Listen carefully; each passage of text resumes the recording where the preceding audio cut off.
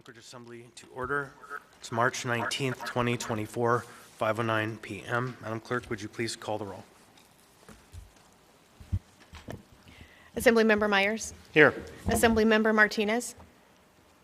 Present. Assemblymember Rivera. Present. Assemblymember Bronga. Here. Assemblymember Johnson. Here. Chair Constant. Here. Vice Chair Zalatel. Here. Assemblymember Cross. Here. Assemblymember Volland. Happy to be here. Assemblymember Brawley. Here. Assemblymember Stolt. Here. Assemblymember Perez Padilla. Here. And Youth Representative Tyrell. Here. Mr. Chair, you have a quorum. Thank you. Next on the agenda, Pledge of Allegiance and Land Acknowledgement. I'll be leading the pledge tonight. I pledge allegiance to the flag of the United States of America and to the republic for which it stands, one nation, under God, indivisible, with liberty and justice for all. Thank you. Next, we have minutes of previous meetings. Oh, sorry, Ms. Zalatel, land acknowledgement, sorry. Thank you. A land acknowledgement is a formal statement recognizing the indigenous people of a place. It is a public gesture of appreciation for the past and present indigenous stewardship of the lands that we now occupy. It is an actionable statement that marks our collective movement towards decolonization and equity. The Anchorage Assembly would like to acknowledge that we gather today on the traditional lands of the Dena'ina Athabascans. For thousands of years, the Dena'ina have been and continue to be stewards of this land. It is with gratefulness and respect that we recognize the contributions, innovations, and contemporary perspectives of the Upper Cook Inlet Dena'ina. Thank you. Next, we have number 4 on the agenda, minutes of previous meetings. We do have one, it's item 4A, continued regular meeting, January 23rd, 2024, continued to January 24th, 2024. I'd like to ask for a motion to approve the minutes. So moved. Second. Motion by Ms. Zalatel, seconded by Mr. Johnson. Any objection? Oh, Myers, I'm sorry. Myers, Mr. Myers. Thank you for the clarification. I'm going to ask for unanimous consent. Any objection? Hearing and seeing none, those minutes are adopted. Next, we have the mayor's report. Mr. Mayor. Thank you, Mr. Chair. Good evening, everyone. Thanks for participating in government tonight. It has been a very busy few weeks, and we have a lot of exciting things happening in our great community. First off, I want to congratulate Dallas Seavey for winning his 6th Iditarod race, making him the most decorated Iditarod musher in the race's history. His journey was not easy. He came face to face with a moose on the trail and received a time penalty, yet still went on to win the last great race. So I just want to congratulate him on an amazing accomplishment. Another exciting event that was recently wrapped up was the Arctic Winter Games. The Matsu hosted the 2024 Arctic Winter Games, even though many events were held here in Anchorage at Kincaid Park and the MAC. It was a week-long sport and cultural exchange with representation from 7 Arctic territories. Deb and I had a wonderful time participating in the opening ceremony, and I was honored to take part in the awards ceremony at Kincaid Park to hand out some well-deserved medals. Congratulations to all of the athletes, volunteers, and participants, and a job well done. Earlier this month, I had the privilege of hosting the Mayor's Family Skate Night at the Sullivan Arena. It was really exciting to be back skating on the ice in the Sully once again, and even more so with families from around the community. I want to give a special shout out to Olympic gold medalist Keegan Messing for joining us in the fun. It was really a special time for everyone, and I'm looking forward to more events at the Sullivan Arena in the very near future. In recent weeks, my team and I have been actively engaged in dispersing the mayor's community grants to deserving recipients. This year, my office allocated $400,000 in grants to address crucial community needs such as economic opportunity, workforce development, education, public safety, and social services. Additionally, just last week, I had the privilege of awarding $100,000 to support our local arts organizations.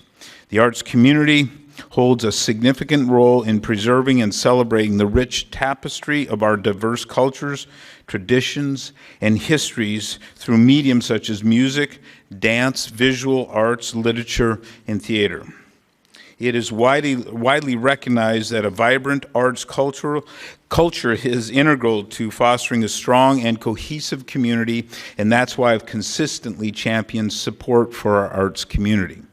I look forward to seeing the positive and transformative impact of these grants will bring to our community. Speaking of art, just yesterday, Deb joined Ann Young in Juneau for the unveiling of the late Congressman Don Young's portrait.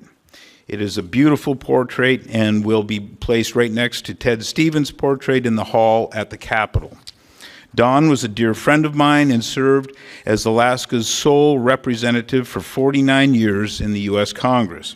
His portrait reminds us all of the good he did for all of Alaska and of the lasting legacy he made in the House of Representatives. Turning to the official agenda for tonight, we have an ordinance, AO 2024-31, up for public hearing concerning pay plans for non-represented employees, executives, and public safety personnel. Within the municipality, we've encountered significant challenges regarding recruitment and retention. Central to these challenges is the issue of compensation. Currently, the municipality's wage structure is not competitive, and it is essential that we remunerate our employees fairly to ensure continued high-quality service is delivered to our city. Historically, our pay system hasn't effectively encouraged long-term retention, and it's imperative that we address this.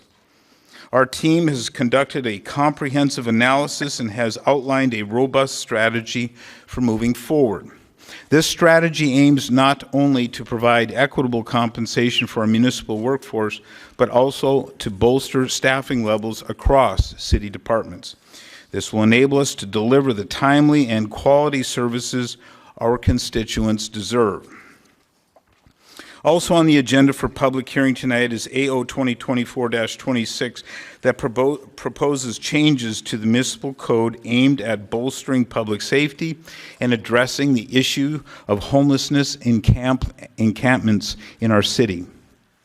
My administration has been in close collaboration with APD, the Anchorage Coalition to End Homelessness, and the Municipal Attorney's Office to develop effective strategies for creating safer environments here in Anchorage. This includes ensuring the safety of our tourists, constituents, and homeless individuals residing in these camps. Last summer, several large homeless encampments in Anchorage raised significant safety and environmental concerns. Unfortunately, due to limitations resulting from a Ninth Circuit Court ruling and insufficient shelter capacity, the city was unable to proactively address these issues. That's why my administration introduced AO 2024-26. If passed, this ordinance will amend the municipal code to allow the city to regulate the sizes of homeless camps, prohibit encampments within a certain proximity to licensed shelters, designate safe parking areas for vehicular homeless camping, and empower us with more authority to address public health and safety concerns arising from homeless camps. I appreciate the collaboration with the Assembly on this legislation thus far, and I am eager to continue working together to advance this policy. Our goal is to ensure that downtown Anchorage remains safe and welcoming for both our community members and visitors. That concludes my remarks, Mr. Chair. Thank you. Next on the agenda is the Chair's report. Good evening, everybody. Welcome. Happy spring equinox. The light is back. In fact, walking in just before I entered the building, I could smell the cottonwood sap rising. It's getting sweet out there. I hope everyone is enjoying and making good use of this growing daylight. So I'd like to report briefly that myself and Ms. Brawley were in D.C. with the National League of Cities this last week, and in fact met up with Ms. Zalatil for a robust discussion with HUD. We attended the conference, had an opportunity to see the president speak, and learned a lot from our sister and brother cities across the nation, cities, towns, and villages. And we did meet with almost all of the senior leadership of HUD. We were joined by members of our congressional delegation, including the chiefs of staff of all the offices, and in fact, Congressmember Peltola sat in the meeting with us, and really helped us to communicate the high priority of figuring out the HUD inequity in their continuum of care funding, as well as other funding that is shortchanging Alaska while keeping other communities whole. We're continuing to make progress on this, and we're keeping the pressure up. And I want to thank Senators Sullivan and Murkowski and Representative Peltola for their strong participation in us attempting to get this question answered once and for all. Now, I would like to speak briefly about the alcohol tax strategic plan. We're several years into the new alcohol tax, and the Assembly is conducting a strategic plan to help us better identify how to prioritize and fund work through the tax. A team has been going to community meetings and other gatherings to collect input from community members, and they have a booth in the lobby tonight if you'd like to give your input. I encourage you to visit the booth and learn more about the work that they're doing. So on the topic of food for thought, on Friday we welcomed community partners, the Anchorage Folk Festival and the Sundown Music Festival with Showdown Productions for the first time in our lunchtime work session series called Food for Thought. I call it also What's Good Anchorage, focused on the good things happening in our community so that we, in more creative conversations, can discuss the future roles of legislation so that we can help to build a brighter community for our entire municipality. Following the beat of that drum, I'm proud to announce that tonight, folks, when they eventually will be able to tune into our meeting when it's actually streaming and on TV, will enjoy the launch of We'll Be Back Soon, a program featuring local music on our meeting broadcast when we break for intermissions. The program is amplifying the work of 12 local musicians through 20 songs that reflect the broad range of tone, tenor, and voice in our community. From laughter and love to heartbreak and grief, our community has been through a lot in the past few years. Music is a way to share in those feelings and find common ground. I hope you enjoyed this new program. The music has not been updated since the 1980s. On to elections. And now my final reminder to the public about upcoming elections, as today is the last meeting before the election will be held on April 2nd. All ballots have now been mailed, so if you have not yet received your ballot, please call 907-243-VOTE, that's 243-VOTE or 8683, to request a new ballot. The last day to vote is Tuesday, April 2nd at 8 p.m. at any of the multiple drop boxes at accessible voting centers or through the mail, as long as it's time-stamped before 8 p.m.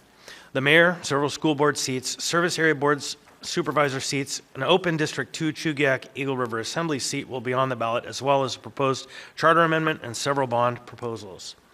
I encourage you also to sign up for Ballot Tracks, which is an amazing tool where you can sign up for text notifications of when your ballot leaves the mailhouse, when it's delivered to your home, when it arrives back at the election center, and like I received today, when you are notified your ballot will be counted. So you can sign up at anchoragevotes.com for that service. So otherwise, I have the boilerplate for our meetings. This is a business meeting. We're here to do the work of the municipality. Please help us create a climate of respect in the chambers and refrain from personal attacks or speaking out of turn, shouting, or clapping when clapping is not appropriate, and pacing. Keep signs to 8.5 by 11 inches, and please keep the aisles clear except when lined up to testify. And please, if you have something to hand to assembly members, hand it to the clerk up here. They will distribute it. Please stop speaking if a point of order is called, so I may rule on the point of order and the record is clear, and if rules are not followed, I may interrupt speakers to call for compliance. If compliance with the rules doesn't occur, I may pause the meeting. If there's an actual disruption, I will give a warning, and if the disruption persists or happens again, the person will be asked to leave. So with that, I would like to move on to the next part of our agenda, which is committee reports, and I'll start with Mr. Myers. Thank you, Mr. Chair. Nothing to report. Thank you, Mr. Myers. Mr. Martinez. Thank you, Mr. Chair. Nothing to report. Thank you, Mr. Martinez. Mr. Rivera.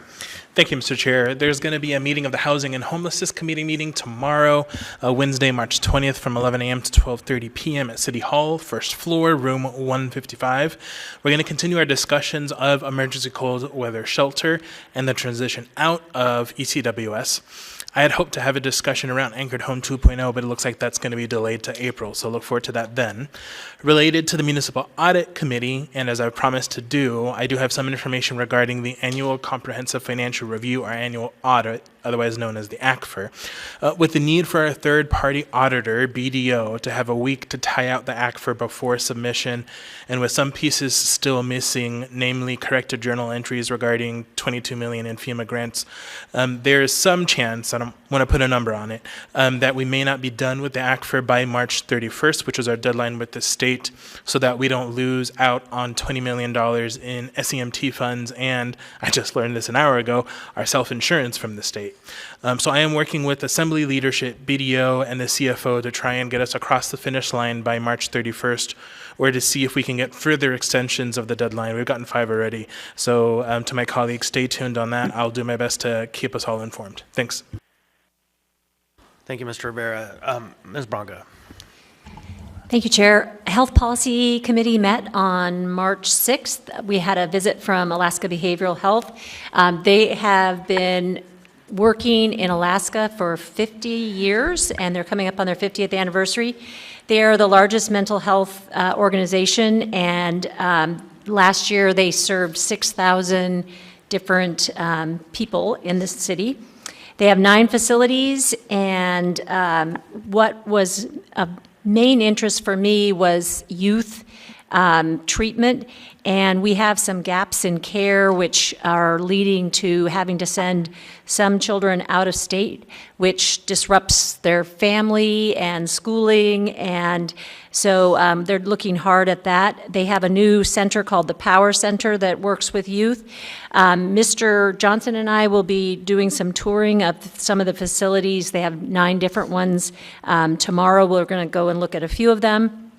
We also talked a bit more about electronic grant funding that Member Voland has been heading up, and got our regular report from the Health Department. There's an April community job fair that is coming up that they told us about.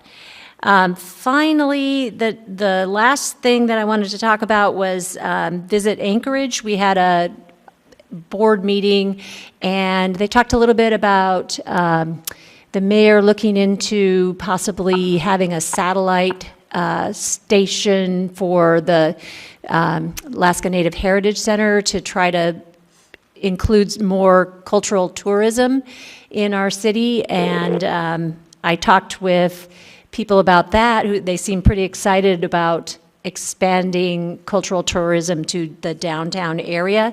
They are on a retreat in Talkeetna area now, which would have been fun, but it's way more fun to be here. So anyway, that's it for now. Thank you. Thank you. Mr. Johnson. Yeah, thank you, Mr. Chair. Just quickly, the next meeting of the Enterprise and Utility Oversight Committee will be this Thursday, the 21st at 11 a.m. It'll be happening at City Hall Conference Room 155 and also streamed online. 2 items on the agenda. We'll be getting an update from Solid Waste Services on a number of items, and then also an update on the economic analysis report that is being prepared for the Don Young Port of Alaska Modernization Project. Thank you. Ms. Zalatel. I'm going to leave the budget report to my co-chair, Anna Brawley, and just wanted to add briefly that as chair of Enterprise and Utilities Oversight, that when we were in DC, we did get to speak with our legislative delegation about the port. Thank you. Thank you. Mr. Cross. Yeah, on March 6th, we had a Public Safety Committee meeting of the whole. I think the most important thing that we need to take away from that meeting was we had, again, an update from the Municipal Prosecutor's Office, and it's important for the public to realize they're only operating at about 60% staff. So just over half the positions for our municipal prosecutors is filled. This puts a tremendous level of stress on our attorneys who are trying to enforce our laws and trying to get prosecutions through.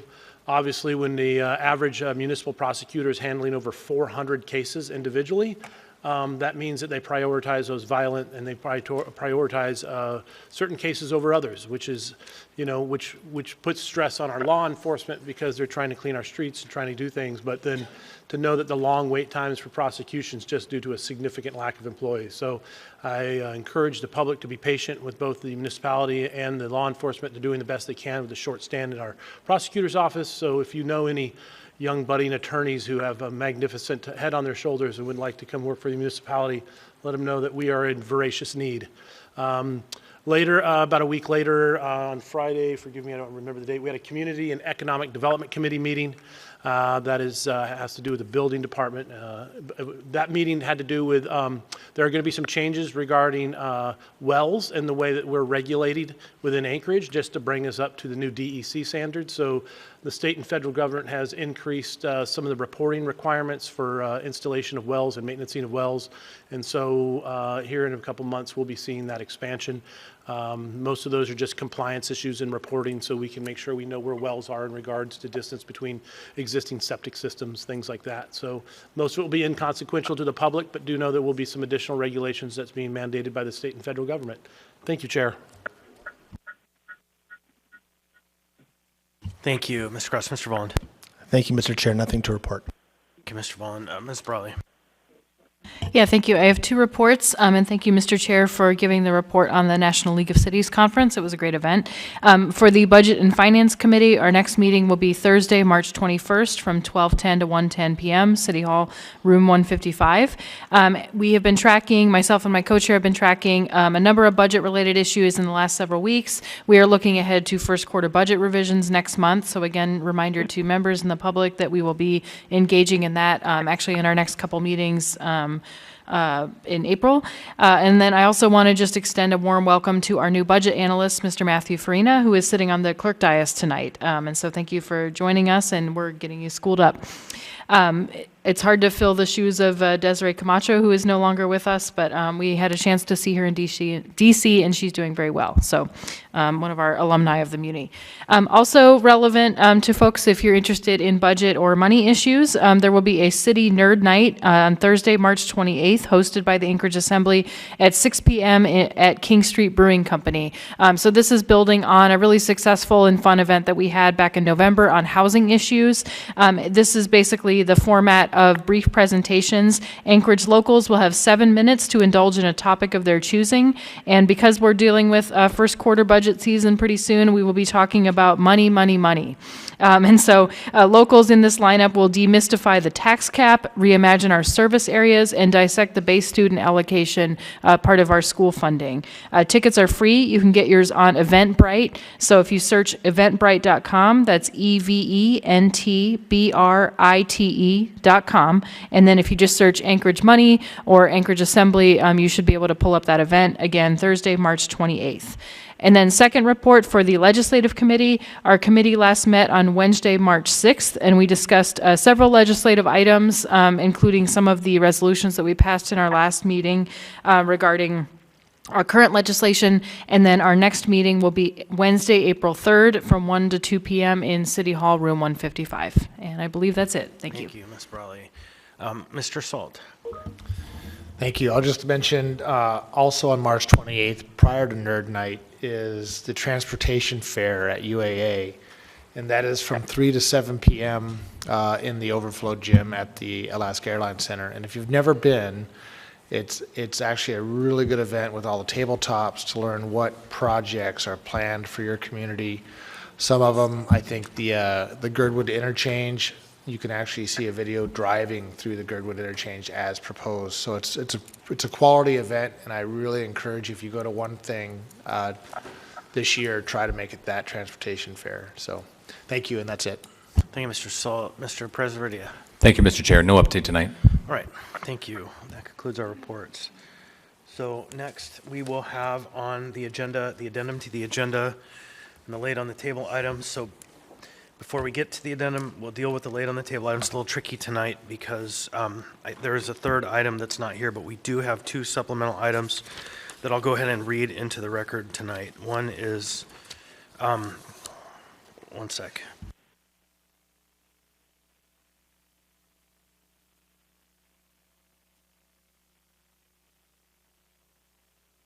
I can start with item 12A. 12A is a response to mayoral veto of AO 2024-25, an ordinance of the Anchorage Municipal Assembly amending Anchorage Municipal Code Chapter 2.60 to update provisions for the Office of the Ombudsman to provide clear authority to investigate complaints within the Ombudsman's jurisdiction as articulated in Charter. That's AM 278-2024.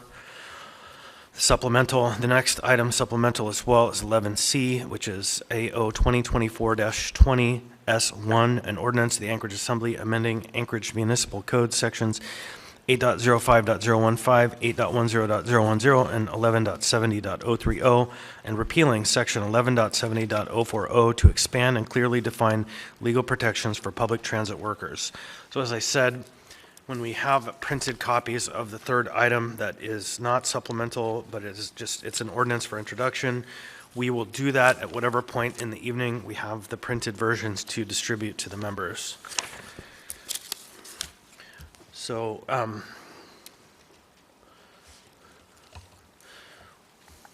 next I would like to ask for a motion to incorporate the addendum as printed and distributed and the laid on the table items. So moved. Second. So a motion by Ms. Zalatel, seconded by Mr. Bolland, I believe. I'd like to ask for unanimous consent. Is there any objection? Hearing and seeing none. The the addendum and the laid on the table items have been incorporated. Oh, that's terrible. We have a feedback loop. George, we might lose you for a minute. Oh, there we go. Okay, thank you. We're having all kinds of fun tonight on the IT front. Okay, next, there is an appearance request. Come forward, Ms. Bree-Witzke. You'll have 3 minutes. Please state your name. What part of town you're from? Isn't on. There you go. Hi, my name is Brian Witzke. I go by Bree, she, her pronouns, 14 years trans female. I appreciate the Assembly for giving me the honor to come up here to speak tonight. I did a presentation a couple Assembly meetings back where I was bringing up different ideas of how to better our city. I wanted to make sure that, we were looking at all things that we have in our city to be able to increase funding, all the way from being able to maybe come together between the administration and the Assembly to find ways to help our officers be able to enforce our safety laws. The more laws that we can make sure that are imposed, that our people stay safe, our police officers are not tied up at accidents.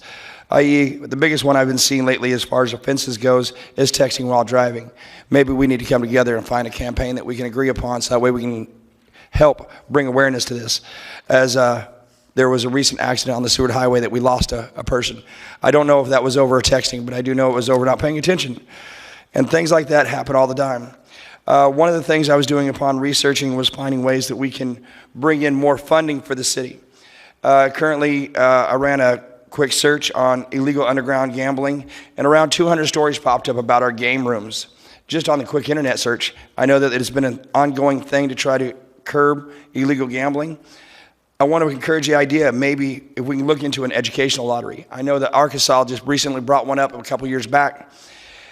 In their first few years, they did over $114 million on just a simple lottery. I know we don't have the numbers to do that, but even if we were able to bring in $20 million under an educational lottery, it would be more money for our city. More money not only for our city, but our state and our young people. I know when it comes down to the staffing as far as it goes, we're still battling greatly with a difference between pay scale and pay. So I know you guys are looking into that, and one of the many ways we can do that is by watching how we spend money, for sure, and enforcing some of the laws that we have that protect not only the people, but the people that are working. I know that recently there was a conversation about our municipal drivers and things like that. So to be able to keep all people safe is the importance. So I do want to encourage that we find ways to fund the city through ways that we maybe already have on the books, ways that we might be able to look into the future. And remember, Anchorage is the largest city, so when we come together on ideas, we can massively persuade what the state does, because we are we are the largest city, and we do house all the pretty much happens. If it doesn't happen in Anchorage, it doesn't happen in Alaska. So let's continue to lean on our state legislators and provide what we need here in Anchorage as we take on so many things of the state. I thank you guys for your time, your hard work, and look forward to seeing what happens this year. Thank you. Thank you. All right, so next we have on the agenda are consent agenda. Consent agenda items are numbered 10A through 10F and are typically routine or non-controversial items such as bid awards, new business, information reports, and ordinances and resolutions for introduction. The items on the consent agenda may be accepted, approved, or introduced by the Assembly by a single vote on a motion to approve the consent agenda. Prior to approval, items may be pulled by an Assembly member for discussion and separate vote on each of these items.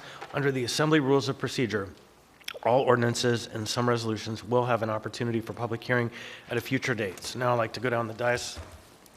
Members may pull items. Mr. Perez-Verdia. Thank you, Mr. Chair. No items tonight.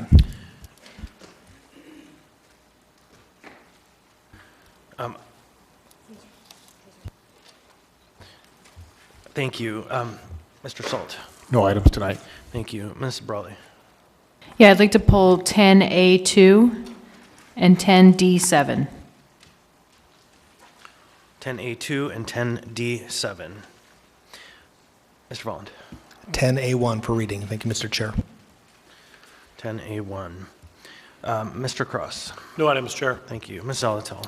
Thank you, Mr. Chair. 10 Bravo 2, 10 Delta 1, 10 Delta 8, 10 Delta 30, 10 Echo 6. Thank you. Mr. Johnson. No items. Thank you. Ms. Braga. 10A3 for reading. Thank you. Mr. Rivera. Thank you, Mr. Chair. 10 Delta 14. All right. Thank you, Mr. Myers. No additional items. Thank you, Chair. All right. Thank you. So we'll go through the list. Oh, Mr. Martinez on the phone. Anything to pull? No items to pull. Thank you, Chair. Mr. Martinez.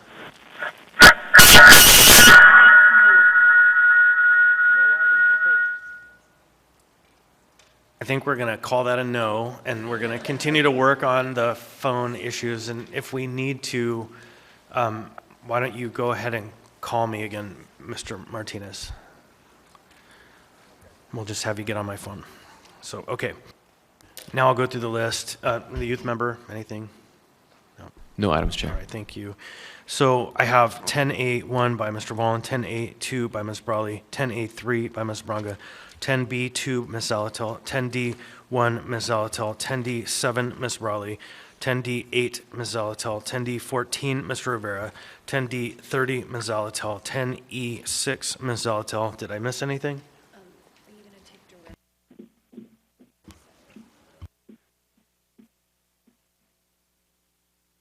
So does somebody want to give me direction on 10E5? I can do that, Mr. Chair. Mr. Rivera. Thank you, Mr. Chair. So for 10 Echo 5, that item should be set for a public hearing on the meeting of April 9th. If All right, you could so- please direct the chair to do so, the clerk to do so. I will direct that we will set 10E5 for public hearing on the meeting of April 9th. Okay, any other items? Okay, hearing and seeing none, then I'd like to ask for a motion to approve the consent agenda minus the pulled items. So moved. Second.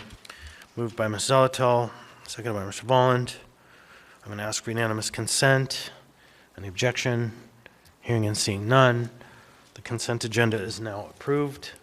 For the public's information, the Assembly has now passed or accepted all items in 10A through 10F, other than the items that were just pulled, which we will take up next, or that have been introduced for future public hearings, which are all items in 10G, except for that 10E5. If you were here to see action on an item listed on the consent agenda that was not pulled, those items have now been passed or accepted. All right, so now we will take a pause.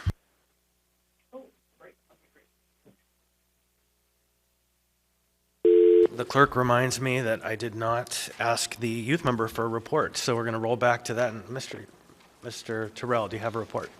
The Student Advisory Board met today, and we had a very productive meeting. We discussed and unanimously passed a resolution about out-of-district transportation. That's all. Thank you. Thank you. And because it's a prerogative of the chair, I see a number of youth here for the process of earning a merit badge. And I know they don't want to be recognized, but you got to earn it. You can't just sit there. And so I'm going to ask the Boy Scouts to come forward and introduce themselves, just say their name, their troop, and what they're here for. Come on forward, everybody.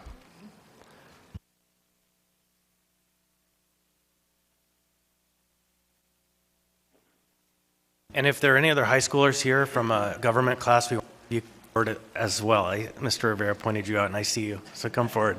Thank you. Good evening. My name's Tim Klein. I'm with Troop 129 of the Boy Scouts, and I'm here with some of our scouts who are working on 2 of their merit badges, and they wanted to see our government at work. And I said, I can't think of a better place to start than right here. Thanks for having us here. Hello, I'm Caillou Baggerly, and I'm here from Troop 129, and I'm here working on those 2 merit badges. What are the badges? Communication and citizenship in our community. Thank you. Hi, I'm Stephen Gibson. I'm with Troop 129. I'm working on communication and citizenship in the community. Hi, I'm Ryan Toppin. I am working on communications up from Troop 129.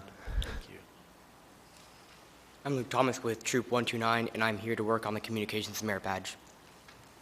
I'm Teddy Naruto, Troop 129, working on communications. I'm Chandler Logan Rain with Troop 129, and I'm here to work on communications and citizenship and community. Thank you. Hi, I'm Lindsay Deacon, and I'm here working on one of my 2 meetings for Chigiak High School. Government class? Yeah. All right, thank you. And I see a couple of you hiding back there. If you need signatures, you might want to come say hi. So, and to the youth who are working on your communication badge, I'm glad you came up and communicated. That's mission accomplished. So, okay, well, I won't put anyone else under any undue pressure.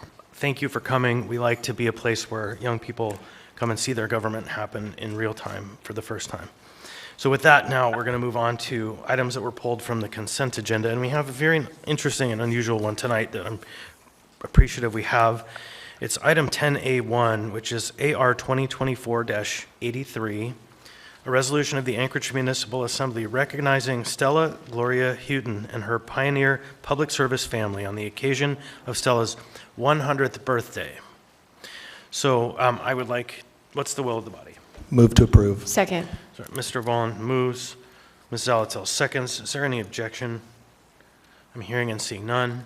Now, this is unusual. The mayor has asked to read this resolution, so the mayor will take the floor. Come forward, folks. Maybe give them a minute to get up.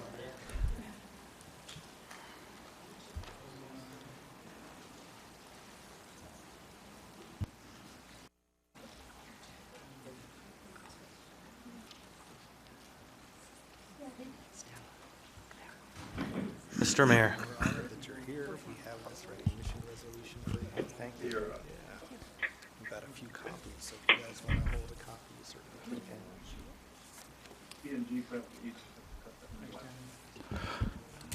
Thank you, Mr. Chair. And this is a resolution of the Anchorage Municipal Assembly recognizing Stella Gloria Houghton and her pioneer public service family on the occasion of Stella's 100th birthday. Whereas Stella Gloria Houghton was born in Yerington, Nevada on March 8th, 1924, and graduated from nursing school in San Francisco in 1942. Upon graduation, Stella went to Honolulu as an RN, registered nurse, to help with the post-World War II war effort. It was in Honolulu that she met Jack Houghton. They married and moved to Anchorage, where Jack would become a commanding officer in the Anchorage Fire Department. And whereas Jack served Anchorage in the Anchorage Fire Department for 20 years, retiring in 1969, after Jack's unfortunate death in 1971, Stella went back to work as an RN at the Alaska Psychiatric Institute of Alaska, where she spent 20 years in public service. And whereas after retiring from the state of Alaska, Stella and her friend Helen purchased and ran the Willow Trading Post Lodge for 15 years. She often joked that, quote, "we did everything from births to weddings and everything in between," unquote. And whereas Stella and her friend Helen sold the Willow Trading Post and then purchased the old Unitarian Church in downtown Anchorage, where they created the bed and breakfast on the Park Strip, which they ran and enjoyed for 10 years. And whereas Stella and Jack had 2 boys, their first son John was born in the territory of Alaska in 1956. John will retire this year after 36 years as one of Costco's longest serving employees in Alaska. Their second son, Glenn, was born in the statehood year of 1959. Glenn is a successful real estate broker in Anchorage and retired as a lieutenant colonel from the Alaska Air National Guard after serving 22 years both in the United States and overseas. And whereas Stella now continues to live mostly on her own in a home in Anchorage, she has traveled the world and encourages her family to do so as well. She is a kind and generous person who has helped many. Now, therefore, the Anchorage Assembly wishes to thank Stella Houghton and her family for many long years of public service and congratulate her for reaching the milestone of her 100th birthday. Passed and approved by the Anchorage Assembly this 19th day of March 2024. Thank you, Stella.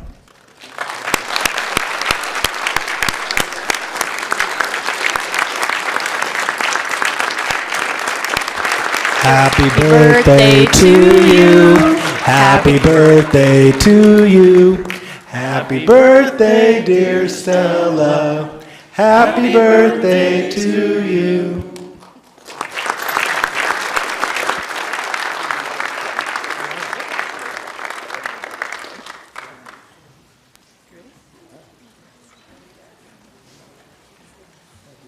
All right, next on the agenda, we have item 10A2. 10A2 is a resolution AR 2024-84, a resolution of the Anchorage Municipal Assembly designating March 27, 2024 as Good Friday Earthquake Remembrance Day. Ms. Brawley, you pull this one. Yes, move to approve. Second. Moved by Ms. Brawley, seconded by Mr. Cross. I would like to ask for unanimous consent on this item. Is there any objection? Hearing and seeing none, this item is adopted. I will be reading. All right, Mr. Chair. Cross will be reading. Who's presenting? Thank you. A resolution of the Anchorage Municipal Assembly designating March 27th, 2024 as Good Friday Earthquake Remembrance Day. Whereas at 5:36 p.m. on March 27th, 1964, a magnitude 9.2 earthquake, the most powerful earthquake recorded in North America and the second largest earthquake ever recorded, hit Prince William Sound and rocked South Central Alaska for over 4 minutes. And whereas the event, which became known as the Good Friday earthquake, cost an estimated 139 lives and over $300 million in property and structural damage in 1964, amounting to over $2.6 billion in today's money. And whereas thousands of Alaskans from all walks of life became first responders, including firefighters, police officers, Alaska State Troopers, members of the United States Army Corps of Engineers, the Alaska Army National Guard, and the Alaska Air National Guard, medics, doctors, nurses, municipal workers, ham radio operators, and many others who selflessly served the state and their fellow Alaskans during this time of great need. And whereas Alaskans immediately began the process of rebuilding their devastated communities and lives through resiliency, determination, and selflessness. And whereas the loss of life and property of the Good Friday earthquake was tragic, it also provided a wealth of data about subduction zone earthquakes and the hazards they pose. And whereas memorials have been set up all over Alaska to remind Alaskans about their past so they are better prepared for future emergencies. In Anchorage, part of the Turnagain Heights slide was turned into a memorial called Earthquake Park. Be it resolved that the municipality of Anchorage remembers, recognizes, and honors the hard work and exemplary sacrifices of the thousands of military members, including the National Guard, first responders, and all those who came to the aid of their fellow Alaskans in the aftermath of the Good Friday earthquake. Now, therefore, the Anchorage Assembly designates March 27th, 2024 as Good Friday Earthquake Remembrance Day, passed and approved by the Anchorage Municipality in the Assembly this 19th day of March, 2024.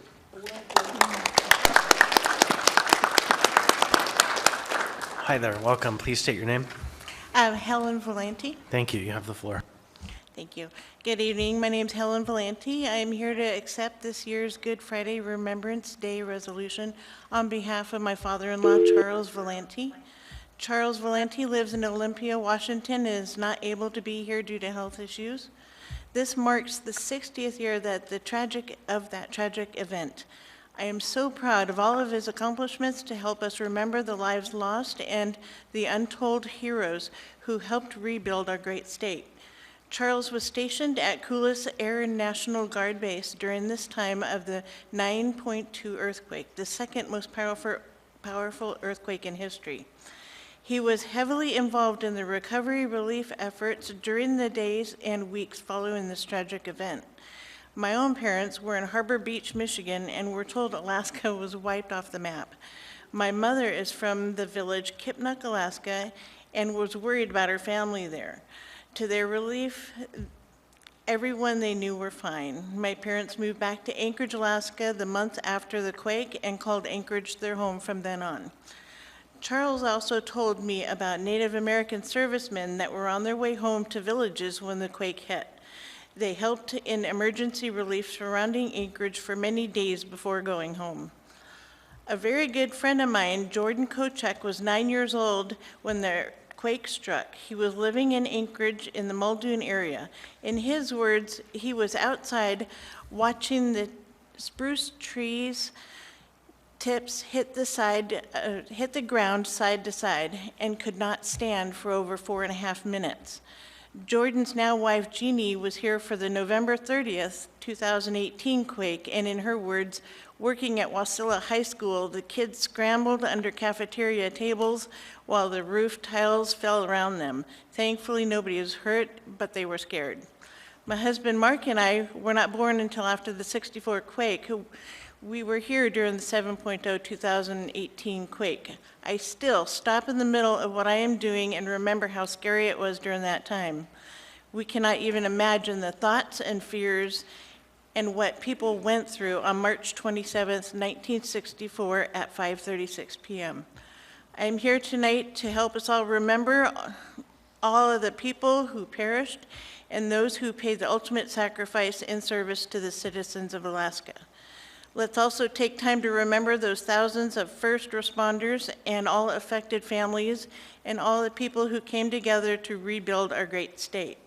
In closing, I would like to thank the Assembly, the Mayor, and this year's sponsor, and many people behind the scenes, and my father-in-law, Charles Valenti, for making every March 27th Good Friday Earthquake Remembrance Day. Thank you for your time. Thank you. All right, next we have on the agenda item 10A3, Resolution AR 2024-98, a resolution of the Anchorage Municipal Assembly designating March 27, 2024 as Anchorage TB Day. This item was pulled by Ms. Braga. Move to approve. Second. Moved by Ms. Braga, seconded by Mr. Volland. I'd like to ask for unanimous consent. Is there any objection? Hearing and seeing none, this item is adopted. And I have Ms. Braga reading and Mr. Perez Verdia presenting. And come on down. Thank you, Chair.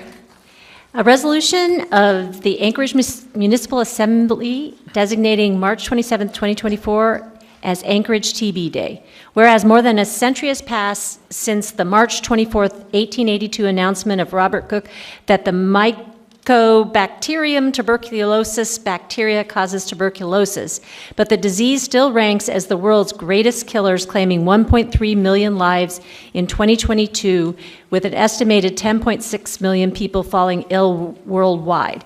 And whereas in 2022, 40% of the cases in Alaska had a known epidemiologic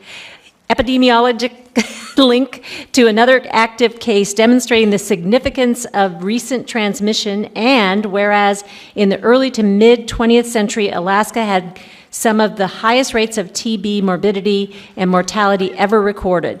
Much of the TB activity in Alaska today is a consequence of this legacy and of the ongoing challenges of healthcare delivery in the state. And whereas in 2022, Alaska continued to have the highest TB incidence rate in the nation, the United States had a national TB incident rate of 2.5 cases per 100,000 people. And whereas the incidence of TB in Anchorage is 4.9 per 100,000, and the incidence of TB in Alaska is 13 per 100,000. And whereas although TB remains a public health priority, the COVID-19 pandemic has negatively impacted the TB control by diverting limited public health resources and further limiting access to health care, likely leading to decreased TB diagnosis, reporting, and treatment. And whereas the Anchorage Health Department TB Control Program team continues to actively partner with colleagues in the Alaska section of Public Health Nursing, the Alaska State Public Health Laboratories, and the Anchorage Health Department, Alaska's medical and social service providers and institutions, pharmacists, and community health aides in the management and prevention of TB disease, including evaluation of identified contacts to infectious cases, treatment of people with latent TB infection through directly observed therapy, and coordination of screening and follow-up for immigrant refugee B notifications. And whereas World Tuberculosis Day is commemorated on March 24th worldwide to raise public awareness about the devastating health and social and economic consequences of TB and to step up efforts to end the TB epidemic.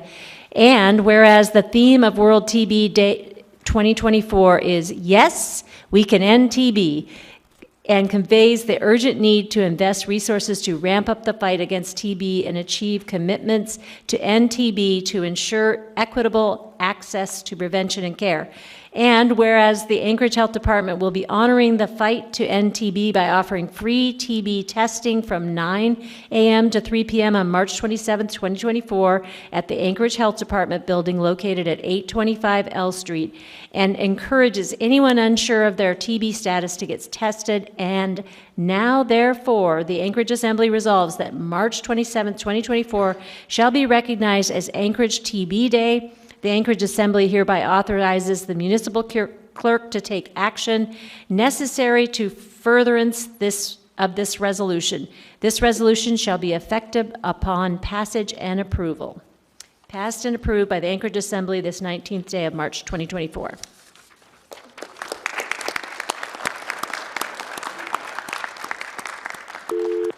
Welcome. If you want to, you have the floor. I'm Dr. Savitt, Chief Medical Officer for the Anchorage Health Department, and I would like to take this opportunity to thank the Assembly for passing this resolution. This is not the first resolution that the Assembly has passed for TB. It is actually the third one in this past year.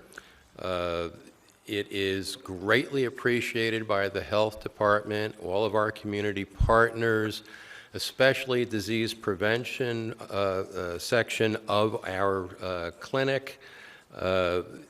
Knowing that we have your assistance in bringing recognition to the importance of treating tuberculosis is very helpful. It means a lot to us. There's not too much that I want to say about tuberculosis itself. Most of it is in this resolution. It's very nicely laid out. I would like to, however, just mention again that we are having an outreach on March 27th. It's an internal outreach at the Health Department. It's our way of reaching out to the community yet again to be able to do free testing, give advice, educate, and also while they're there provide lunch. So again, thank you. I want to especially thank Assemblymember Abronga for shepherding this through the process for us. In fact, I believe she brought the last one to the public's attention, the last resolution. So thanks again for all of your support. It's greatly appreciated. So I'm going to ask the clerk to add the mayor as a sponsor. Thank you. So then we're all in there. All right, next we have item 10B2.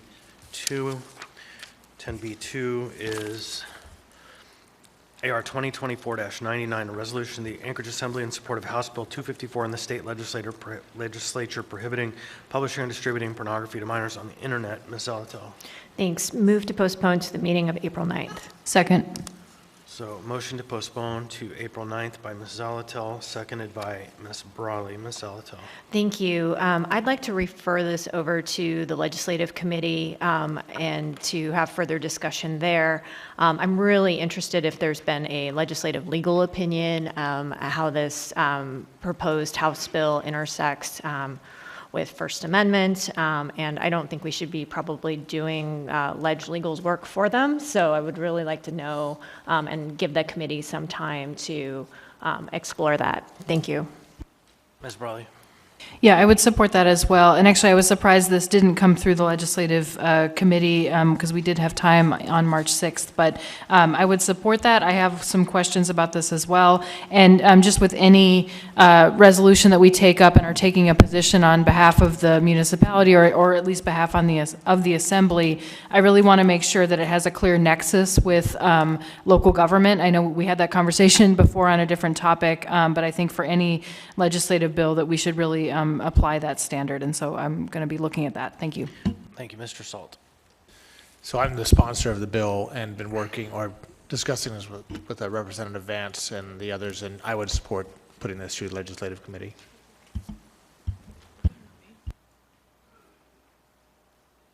All right, thank you. Then, did you say you support it? Thank you. So then I'm going to ask for unanimous consent on the motion to postpone to the meeting of April 9th. Is there any objection? Hearing and seeing none, the item has been postponed.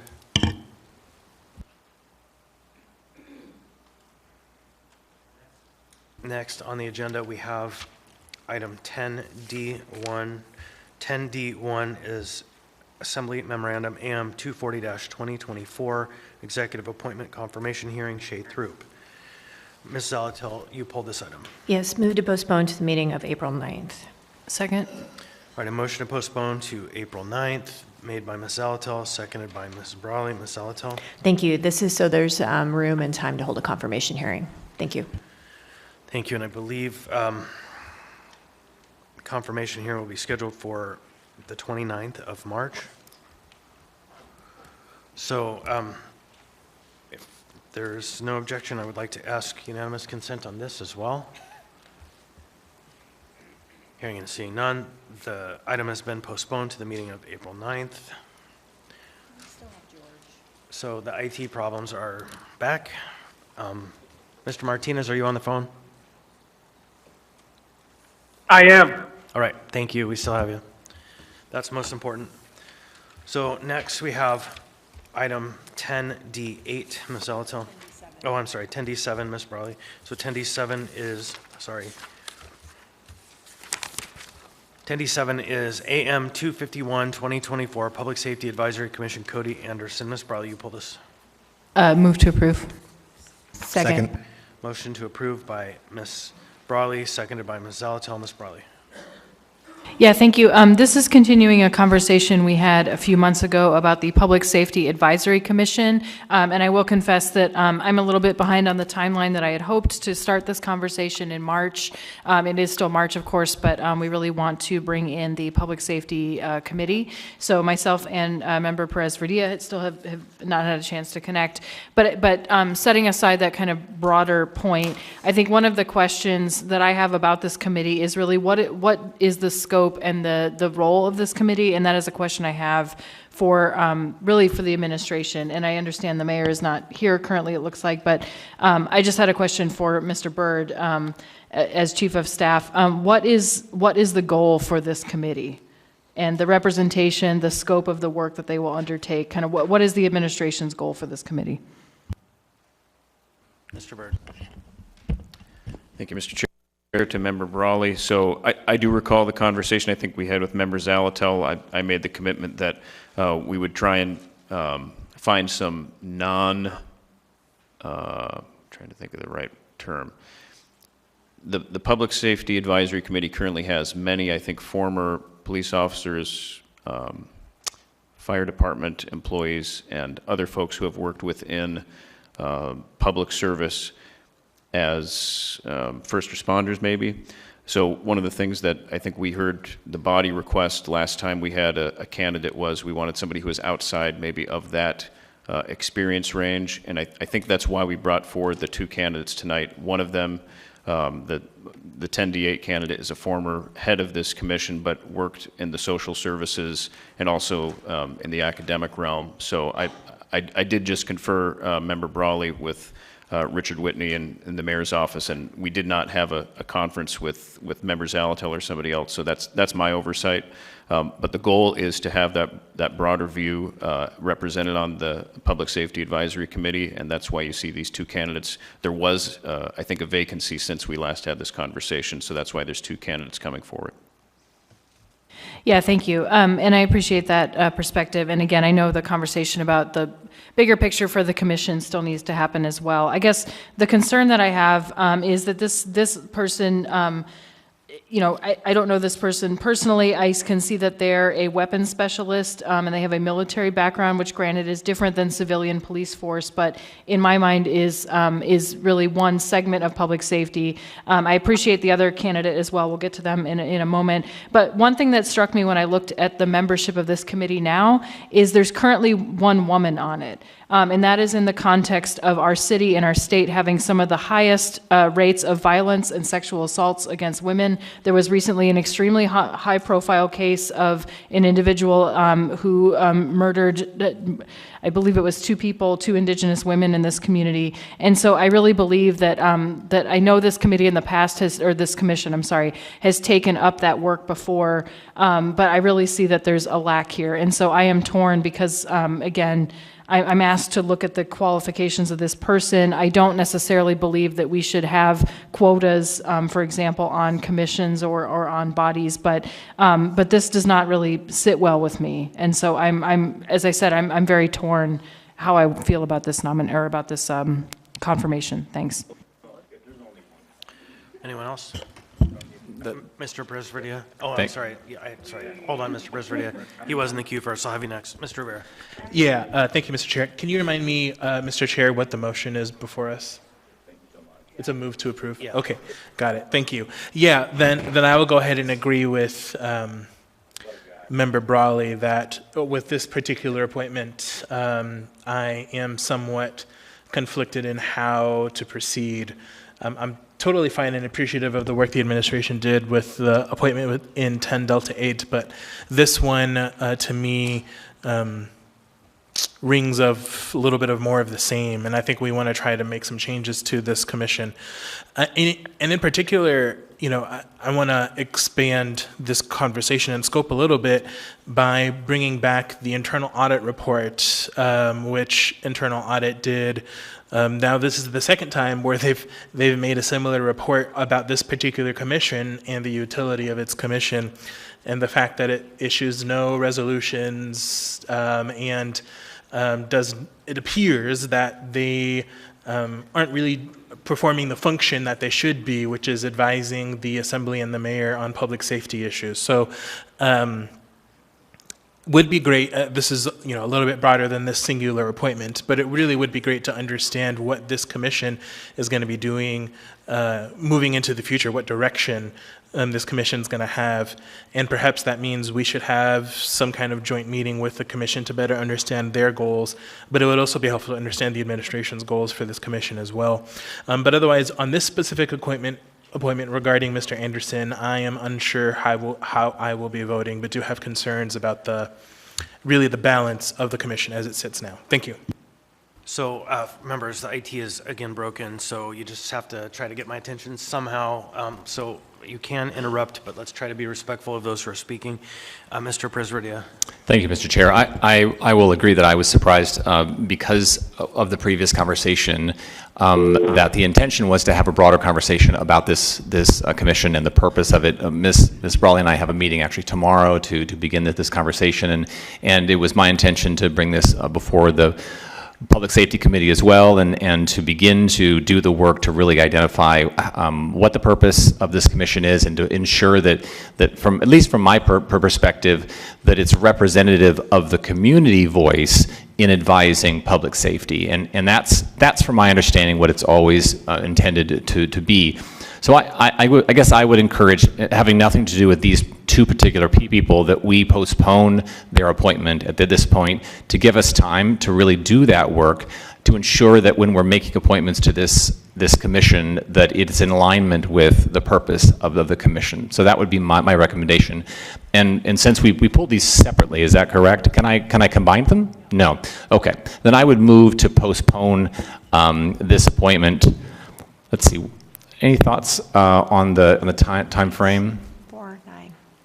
On April 10th? Is that what you're saying? The next meeting is sorry. April 9th if you don't have it's the purple card. Yeah, I see it right there. Yeah, I think that would be at the minimum. So let's start there. Let's postpone to the meeting of April 9th. Thank you. Second. All right, so Mr. Presverdia has made a motion to postpone to the meeting of April 9th. Ms. Zalatel has seconded. Any discussion? All right, Ms. Braga. Oh, wait, I'm sorry, Mr. Cross, and then Ms. Braga. Thank you. Yeah, I don't support postponing. I'm ready to approve these individuals. I find it very unusual that we want to, on a public safety advisory commission, we don't want people with public safety experience, and much of it. It just seems ironic to me.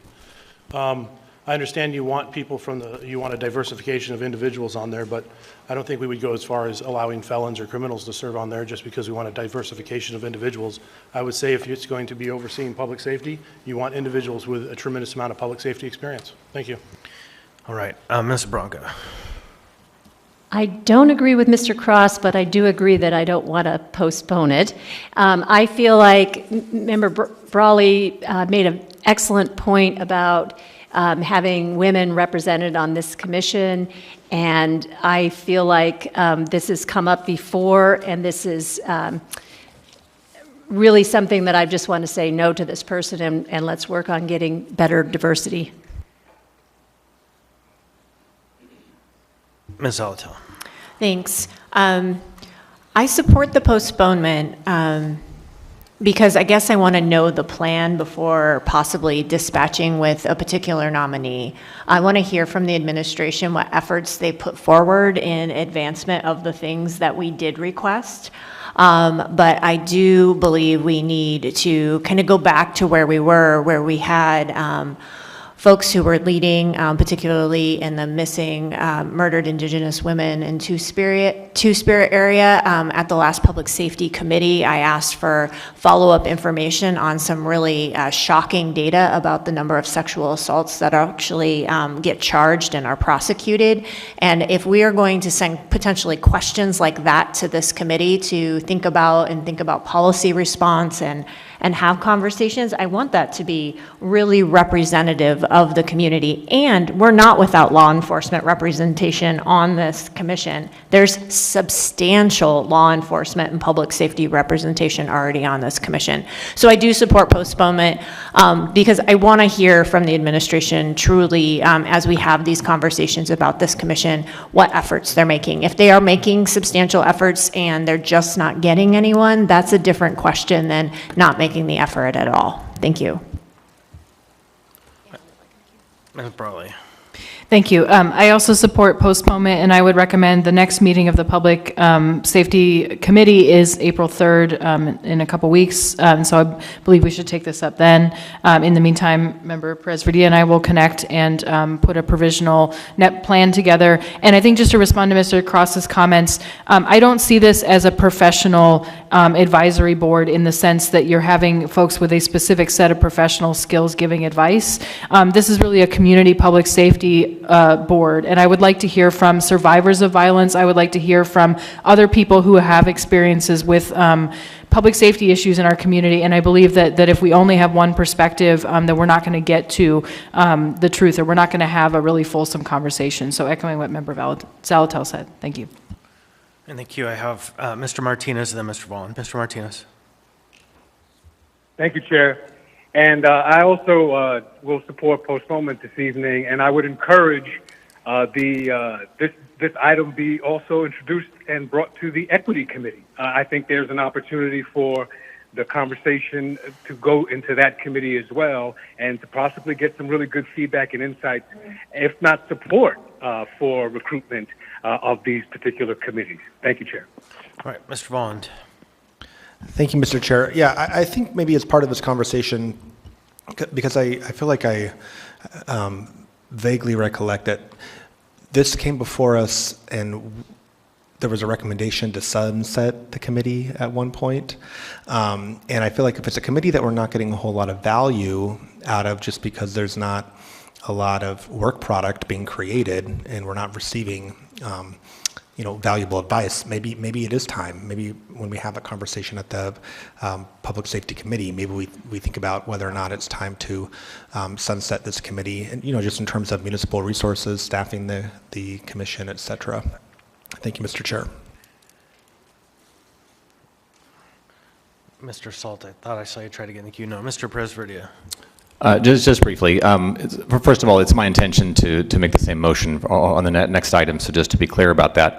And yeah, I think, again, we need to have this conversation, but I don't believe the chief of police or the fire department chief wants an advisory group of professionals to teach them or tell them how to do their job. I think what they're looking for is community voice, community feedback, so that they have a way to bring the concerns and the ideas from the community to an advisory group that can help to inform them and to have a way of building that relationship. That's always been the purpose of this commission. And I would say to Member Volan, the reason that it's not productive is because we don't have members on the committee that are serving in that charter. They're not necessarily there to do that work. And so I think that's why we either need to dispatch with this commission or we need to make sure that the members on it are serving in that way, and that we are putting people on who can function in that way. So that's my thought. And but again, I think we need to probably move on and give this to the Public Safety Committee and have that conversation there. Thank you. Anyone else? Hearing and seeing none, I'm going to ask for unanimous consent on the motion to post. Oh, wait, we're working again. Excellent. Members may proceed to vote.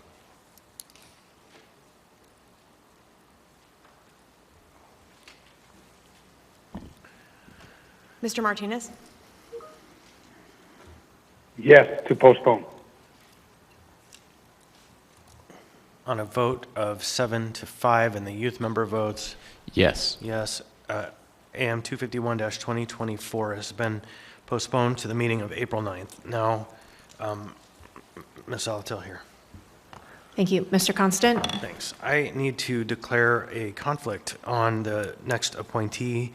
I serve in a professional job, and I have for the last 13 years, and in fact, I have known Mr. Piper in a personal capacity for probably 28 years, but for the last 12 or 13 years, he has and continues to serve as the program officer for a grant program that my professional work subscribes to, and so I directly liaise with Mr. Piper on specific grant matters relating to his work and my work. Thank you, Mr. Chair, or sorry, thank you, Mr. Constant. Do you believe that as a substantial, or is a interest that is financial or personal? Both, but really it's the financial interest of my employer, which imputes to me directly because I sign those reports. Okay, thank you. I find that you do have a substantial private interest, including a financial or personal interest in the matter concerning the appointee, and could be excused unless any other members wish to challenge the ruling of the chair or have other questions. Okay, you are excused. All right, before us is item 10D8, Assembly Memorandum AM 252-2024, Public Safety Advisory Commission, Anthony Piper. As I pulled this item, I'm going to ask, what is the will of the body? Move to postpone to the meeting of April 9th. Second. Moved by Ms. Brawley, seconded by Mr. Perez-Verdia. Ms. Brawley, would you like to speak to the motion? I know Mr. Perez-Verdia had spoken to this, so I will suggest he might speak to it. Mr. Perez-Verdia. Thanks. And just to repeat, this postponement has nothing to do with this particular candidate. I think it's our intention just to create some more time to evaluate, again, the purpose of this commission, so that when we do appoint people to it, it's in alignment with what the function of the commission is. So we just need more time to do that work, and then we can come back and make a decision as to whether this candidate is a good fit. Thank you. Thank you. Mr. Rivera? Yeah, thank you, Mr. Chair. Excuse me. Thank you, Madam Chair. So just, counting the votes as I do sometimes, I will just urge my colleagues who perhaps voted no on the last one, for a consistency's sake, that we perhaps vote yes on this one so that we can have both of them before us on April 9th. Thank you. Anyone else like to speak to this? Mr. Martinez, because Mr. Constant is excused, if you want to speak to it, you'll just have to speak up. Okay. Oh, yep, seeing no other members in the queue, members may proceed to vote on the motion to postpone this item to the meeting of April 9th. Mr. Martinez? Uh-oh.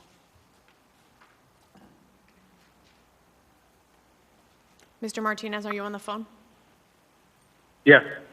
Yes to the postponement. Yes to postpone. Thank you. That item passes 8-3. It will be back before us on April 9th. Mr. Constant may return.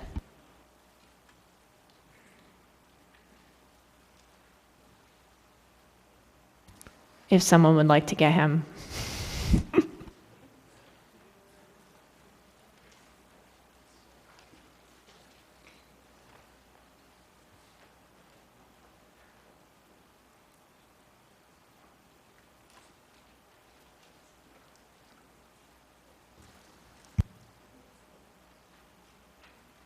And Mr. Terrell, how do you vote on the last item? My apologies. Yes to postpone. Thank you.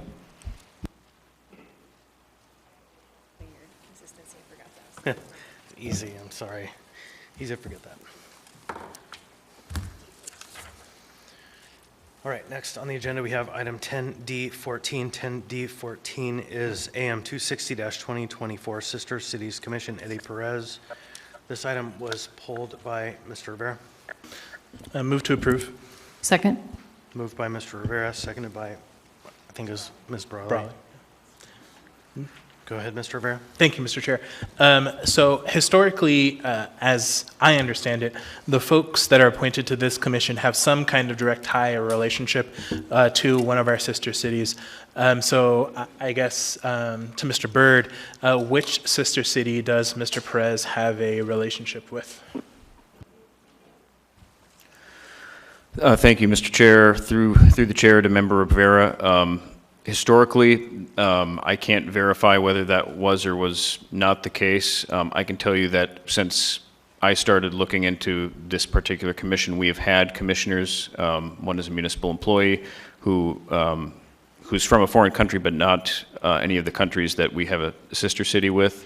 We have another lady who's on the commission right now who I think was involved with sister cities as a high school student and has always wanted to return as a commissioner, so we appointed her. My understanding is that Mr. Perez himself also worked with sister cities and did some sort of project as a younger man. I'm trying to verify now if that was when he was at UAA in the, looks like it was mid-teens, so maybe about 10 years ago, or if it was before then, but that's my understanding. He has had sister cities experience, but not coming from a foreign country or I can't tell you which sister city he was working with as a younger man, but that's my understanding. Okay, thank you. I am comfortable voting yes on this appointment, but would ask in the future that the administration make sure that as much as possible, we are trying to develop that relationship with the sister cities commissioners because, just thinking of some of the relationships we've had in the past, the commissioners have been really integral with helping to build that relationship with our sister city. And so if we don't have folks who even have a relationship with our sister cities, that makes the commission somewhat defunct. But given that this person does have some experience with sister cities, I'm comfortable supporting it. Anyone else? Hearing seen none, members may proceed to vote.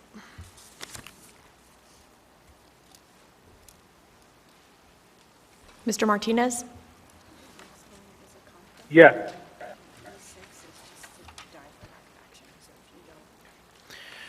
On a vote of 12-0, and the youth member votes Yes. yes, AM 260-2024 has passed the body. Next, we have before us item 10D30. 10D30 is Assembly Memorandum 272-2024, Amendment 1, with Statewide Services, Inc., DBA ESS Support Services Worldwide for congregate food services. Ms. Alatel. Thank you. As this is an item that involves services to emergency cold weather shelter, and I've previously been found to have a conflict due to my job at the Anchorage Coalition to End Homelessness, I'd ask to be excused. All right, and as is the tradition on this particular item and its predecessors, you were found to have a conflict, so I will excuse you at this time. Is there a motion? Move to approve. Second. Moved by Mr. Rivera, seconded by Ms. Broadley. Mr. Rivera? I urge approval. Thank you. All right, any other discussion? Ms. Bronga? I'm just concerned. And the reason, we're doing 3 meals a day. Now this is to get us through May 30th. Is that correct? I'm just seeing that for the first day. Oh, could I ask Ms. Johnson if this is food for just the people at the cold weather shelter, or is it also hotels? And just wanted a little more clarity. Through the chair to Ms. Bronga, this provides contractual agreements as an amendment for the contract with ESS to provide food services at 3 shelter locations, CWS, the Alex Hotel, and the Aviator, from May 1st to May 31st. And if I could follow up, so when we were talking about potentially making the shelter open longer, I was not thinking the hotels were part of the packet, but they will be able to stay open as well? Yeah, so the Aviator and the Alex have both agreed to continue services through the end of May.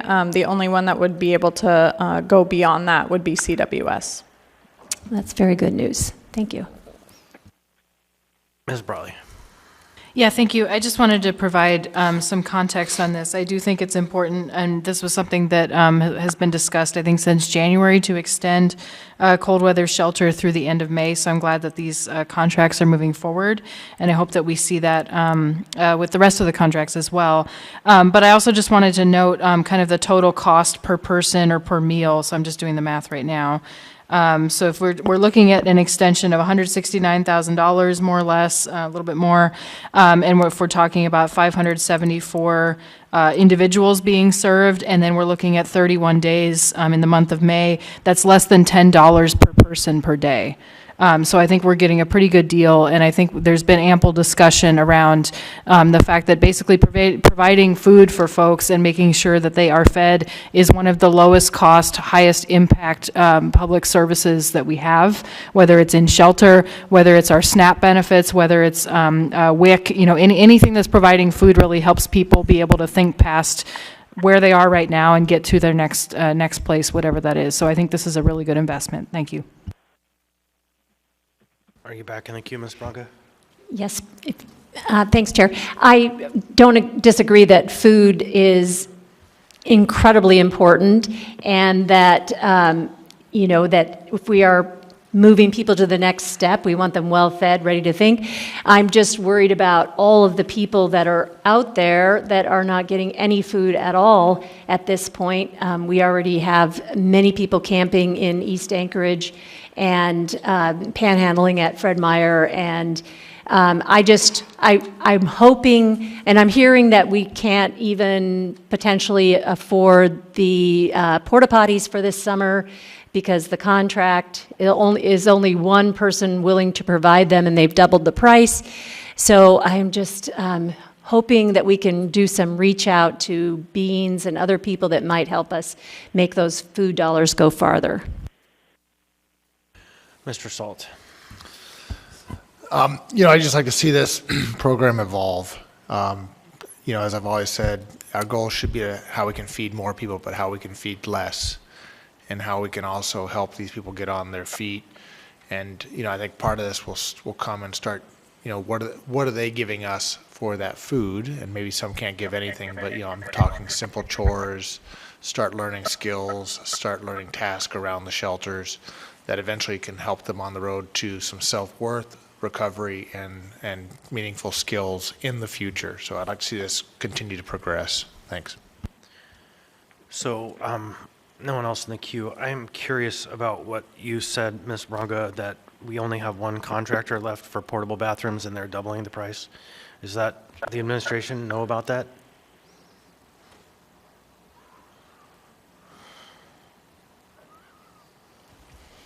Through the chair. Last summer, when we were under the Parks and Rec bathroom contract, the provider had brought to our attention that they were having to double their staff because of safety concerns in the encampments, as well as doubling their time frame to cleaning the bathrooms because people were habitating those units, not leaving, threatening their drivers, et cetera. And so when they came back, they said, we're happy to provide them at parks and trails, historic parks and trails, but as far as encampments goes, we really need to at least make ends meet, and they weren't doing that, having to double their drivers and having to double their time frame, and as well as losing staff for safety concerns. Thank you. All right, but for a solution for toilets. Thank you. Members may proceed to vote.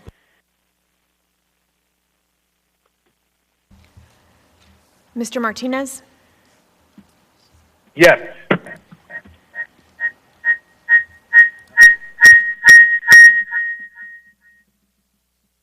A vote of 9-2 in the youth member votes. Yes. AM 272-2024 has passed the body. So the last item that was pulled on the consent agenda was 10E6, but it's pulled so it will just die because there's some errors in it, and the administration will bring back a fresh version at the next meeting. So yeah, next, Ms. Zalatel.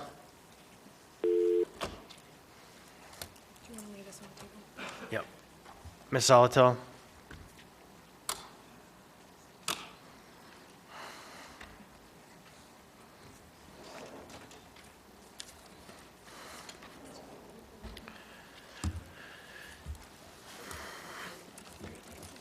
First, let's lay on the table, introduce.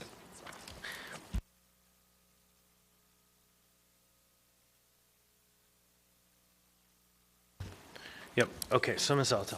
Thank you. Actually, I should read it first, right? Please. All right, so we have for introduction item 8, an ordinance, an unnumbered ordinance of the Anchorage Assembly amending Anchorage Municipal Code sections 3.20.070, 25.20.020, 25.30.020, and 26.30.025, and inserting a new section 26.40.090 to require Assembly approval of actions to acquire or dispose of property rights to water, mineral, wind, or solar resources, and of the Fish and Wildlife Program for the Eklutna Hydropower Project and restoration of continuous water flow to the Eklutna River. Before we take a motion, I want to say that the intent is to set this for a meeting on a special meeting to be held at 3 p.m. on the 27th of March. Ms. Zalatel. Thank you, Mr. Chair. Move to lay on the table and set for public hearing, and introduce and set for public hearing on March 27th. Second. Seconded by Mr. Presverdia. And is there a third? Third, Anna. Third by Ms. Bry. Probably. Thank you. So this item has been introduced. I anticipate a substantial S version will come forward after some work between the law department, our council, outside council, getting it just right. And the special meeting, just so you all hear me again, sorry to do this to you, will be next Wednesday at 3 p.m. So please mark your calendars. That takes us to the last item before we take our regularly scheduled dinner break. That will be item 12A. 12A is Assembly Action on Mayoral Veto of AO 2024-25, an ordinance of the Anchorage Municipal Assembly amending Anchorage Municipal Code Chapter 2.60 to update provisions for the Office of the Ombudsman to provide clear authority to investigate complaints from the Ombudsman's jurisdiction as articulated in the Charter. Is there a motion? Move to override. Point Second. of information, and sorry to be a stickler. Mr. Chair, did we just move to 12A and skip the 11th? Actually, we did. I'm sorry. If you don't mind, then I would accept a motion to change the order of the day. I think that's fair. I'll make that motion. Oh, okay, second. Thank you. You're right. So a motion by Mr. Rivera to change the order of the day, seconded by Ms. Zalatal. Any discussion on the motion? I'd like to ask unanimous consent. Hearing and seeing no objection. Oh. Okay, that's fine. Then, do you want to speak to it? Oh, it's order of the day. Yeah, it's just changed order of the day. I apologize. Okay, so now there is no objection standing on the floor, so the order of the day is changed. Now we have item 12A, and Ms. Zalatel has moved to override, and who was the second? Mr. Rivera, was it you? I was second. Mr. Volland. So we have a motion to override on the floor. Ms. Zalatel. Thank you. I will actually cede my time so that the chair can speak to this when he gets in the queue. Thank you. Yep. So I don't know how much time I need to spend speaking to this item. There has been much sturm and drang made about the rights and responsibilities and what we do with this ordinance. The memo, I think, plainly speaks. The indemnification provisions, it doesn't completely indemnify the ombudsman, but what it does is it automatically indemnifies, subject to the review of one member of the administration and one member of the Assembly Council's office. So it shifts the locus of the decision-making process. And there were lots of questions about jurisdiction. I don't think I want to dive too deeply into reading out of it, but it's plain to me that it is our right to do what is in this item, and I urge my peers to take heart what's in the memo and vote yes to the override. Ms. Brawley. Yeah, I just want to say briefly, thank you to our Assembly Council for preparing this memo and also for the ample conversation that we had on this item before we voted on it and then in the work session that we had.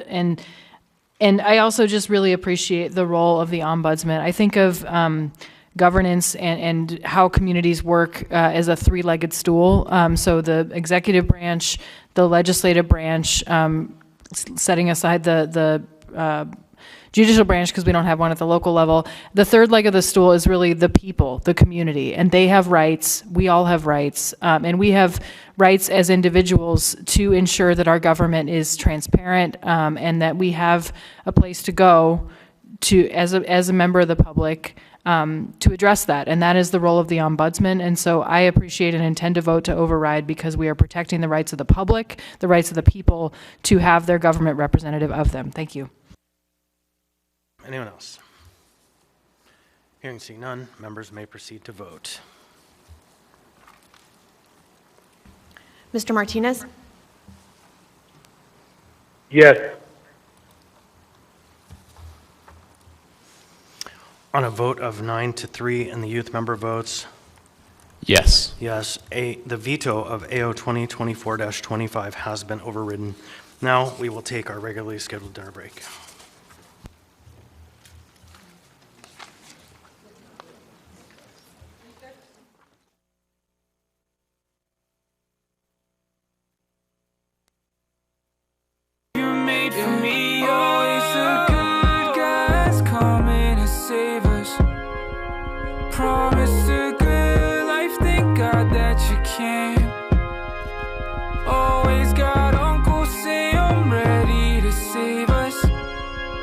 Thank God you came, thank God you came, thank God you came. Always the good guys coming to save us. Promised a good life, thank God that you came. Always got Uncle Sam ready to save us. Thank God you came. Thank you.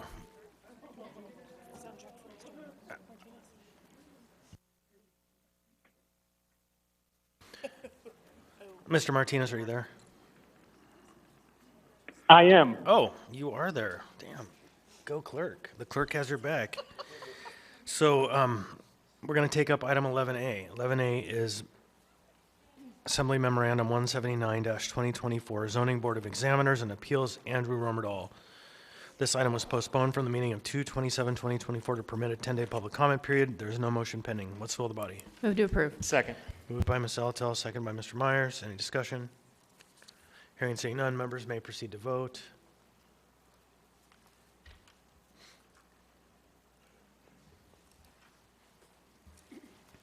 Mr. Martinez? Yes.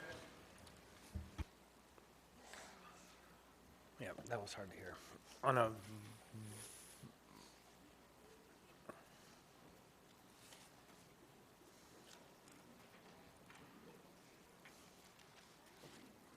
a vote of 10-0 and the youth member votes Yes. yes, AM 179-2024 has passed the body. Next, we have item 11B, Assembly Memorandum, AM 230-2024, Zoning Board of Examiners and Appeals, Brian Bennett, postponed from 3/5/2024 to permit a 10-day public comment period. No motion pending. What's the will of the body? Move to approve. Second. Moved by Ms. Salatel, seconded by Mr. Myers. Any discussion? Hearing and seeing none, members may proceed to vote.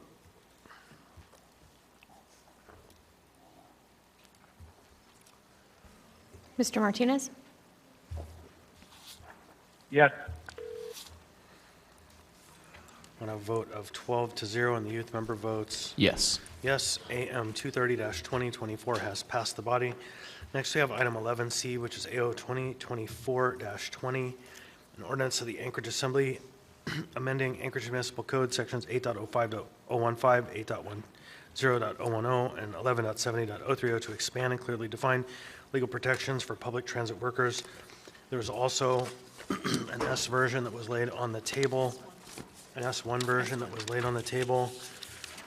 And that one reads, an ordinance of the Anchorage Assembly amending Anchorage Municipal Code sections 8.05.015, 8.10.010, and 11.70.030, and repealing section 11.70.040 to expand and clearly define legal protections for public transit workers.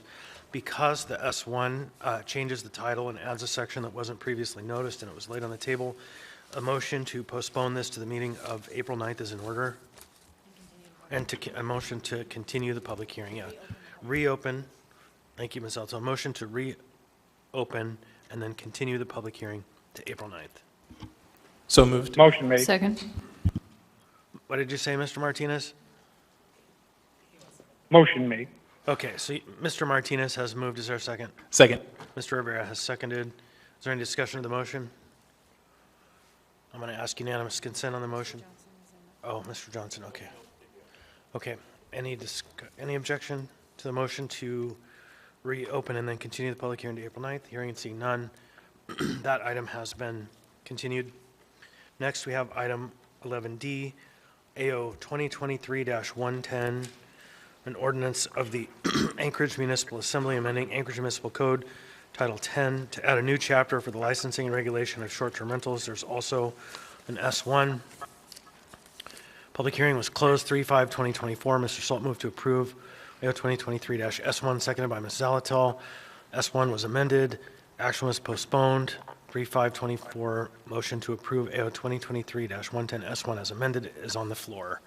Any discussion? Mr. Presverdia. Thank you, Mr. Chair. Just a few comments. Well, first of all, I want to apologize for my absence in the last vote. I was in Washington, D.C. on work, but I did have an opportunity to watch the discussion and watch the public testimony and to thoroughly review this, and just wanted to make a few comments. I appreciate the S1 version especially. I think it was a huge improvement, and appreciate the amendments made by Brawley and Member Volland.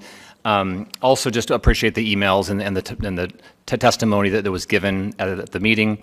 A few points I just want to make. I really, it's nice to be able to have some time to review this. Well, first, I would just say that short-term rentals, I believe one of the conversations was, whether this was an important enough issue, whether there was something that there was a problem that we were solving. I think it clearly is. It's been before the Assembly and in front of us for several years. I think it was mentioned by Member Rivera that we're seeing significant increases in the number of short-term rentals. And so I don't think that's an option for us to not do anything. I think it's really important that we do take action on this. Second, I do think that this has an opportunity to help us with some of our housing challenges. But I too want to see a balance between short-term and long-term rentals, and I think this is a good first step towards that, and also to incentivize some additional long-term housing. I really do believe that it is our role to step in to regulate. I think, like hotels and long-term rentals, I think it's our role to establish regulation and limits, and to play that part as it relates to short-term rentals. I think that that based on what I've read and what I've heard so far, that this is a good first step. I believe that we'll likely see changes in this over time as we learn more, as we gather more data. And I also believe that the what's being proposed is very reasonable in terms of the regulation. The fines and the expectations are, I think, reasonable and minimal, and make sense to me.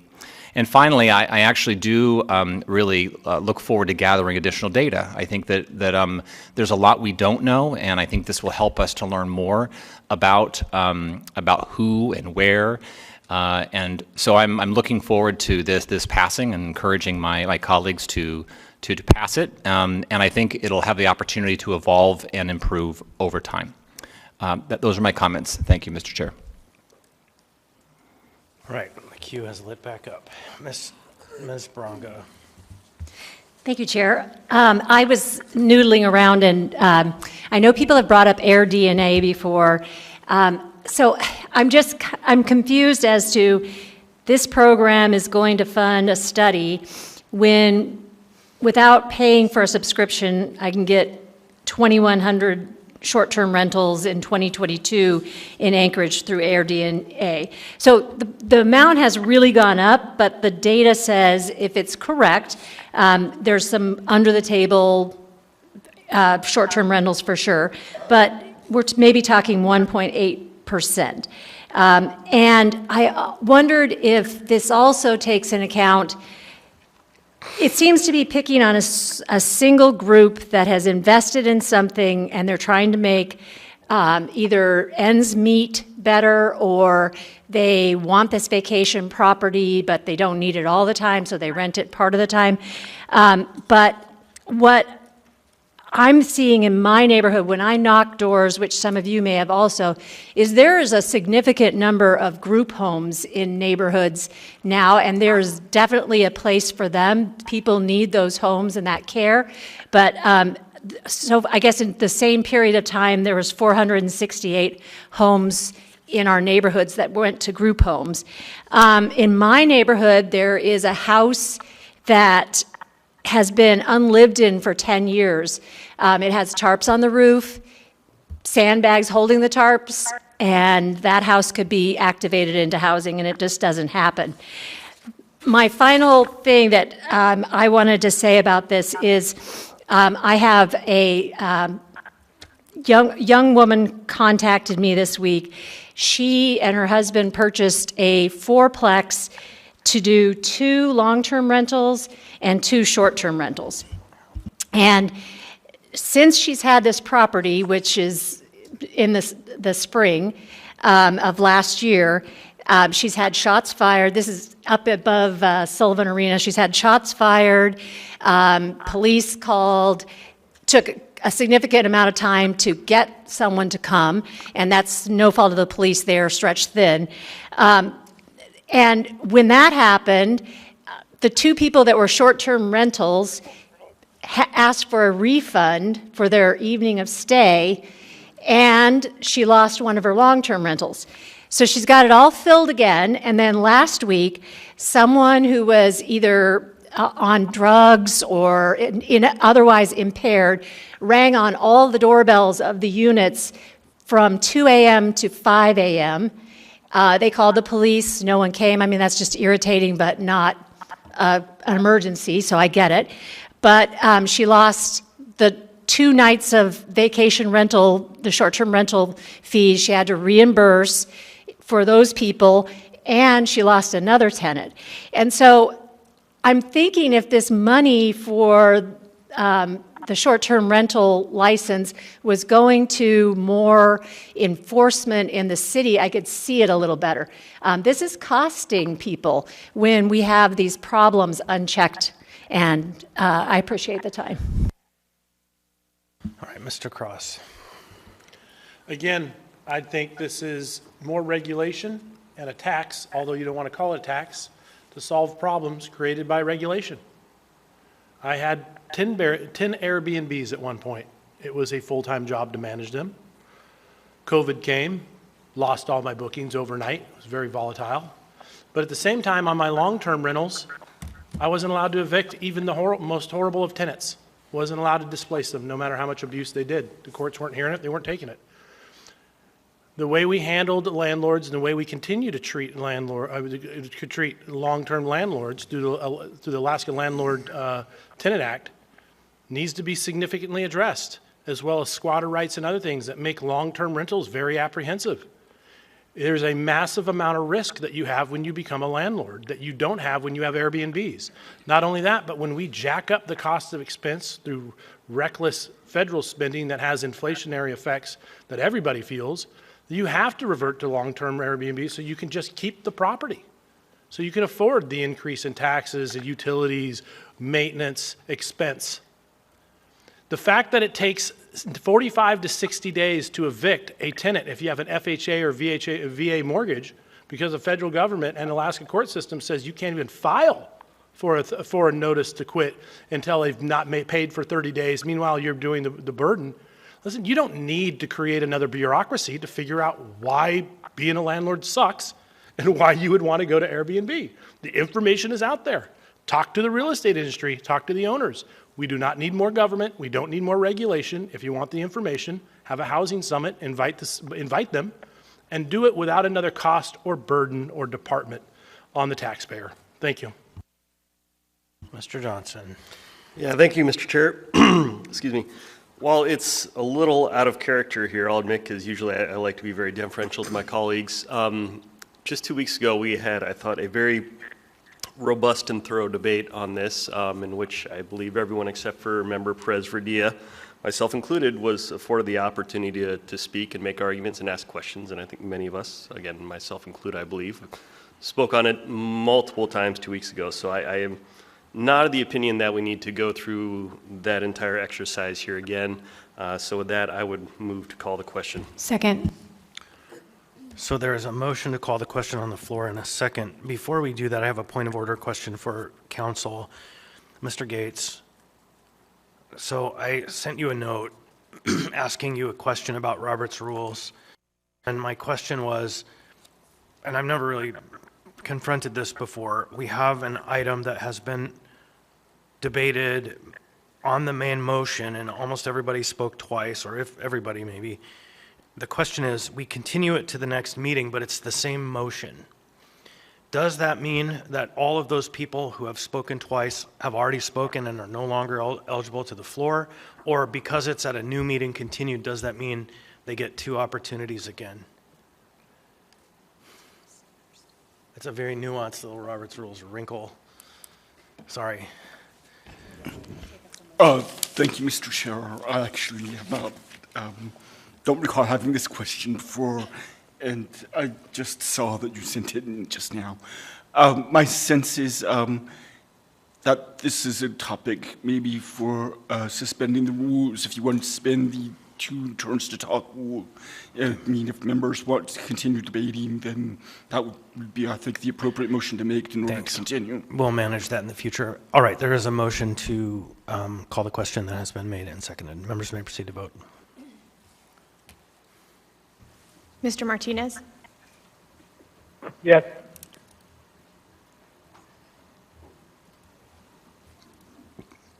On a vote of 9-3, the youth member votes yes. Yes, the question has been called. All right, the question is now before us. The question is motion to approve AO 2023-110 S1 as amended. Members may proceed to vote.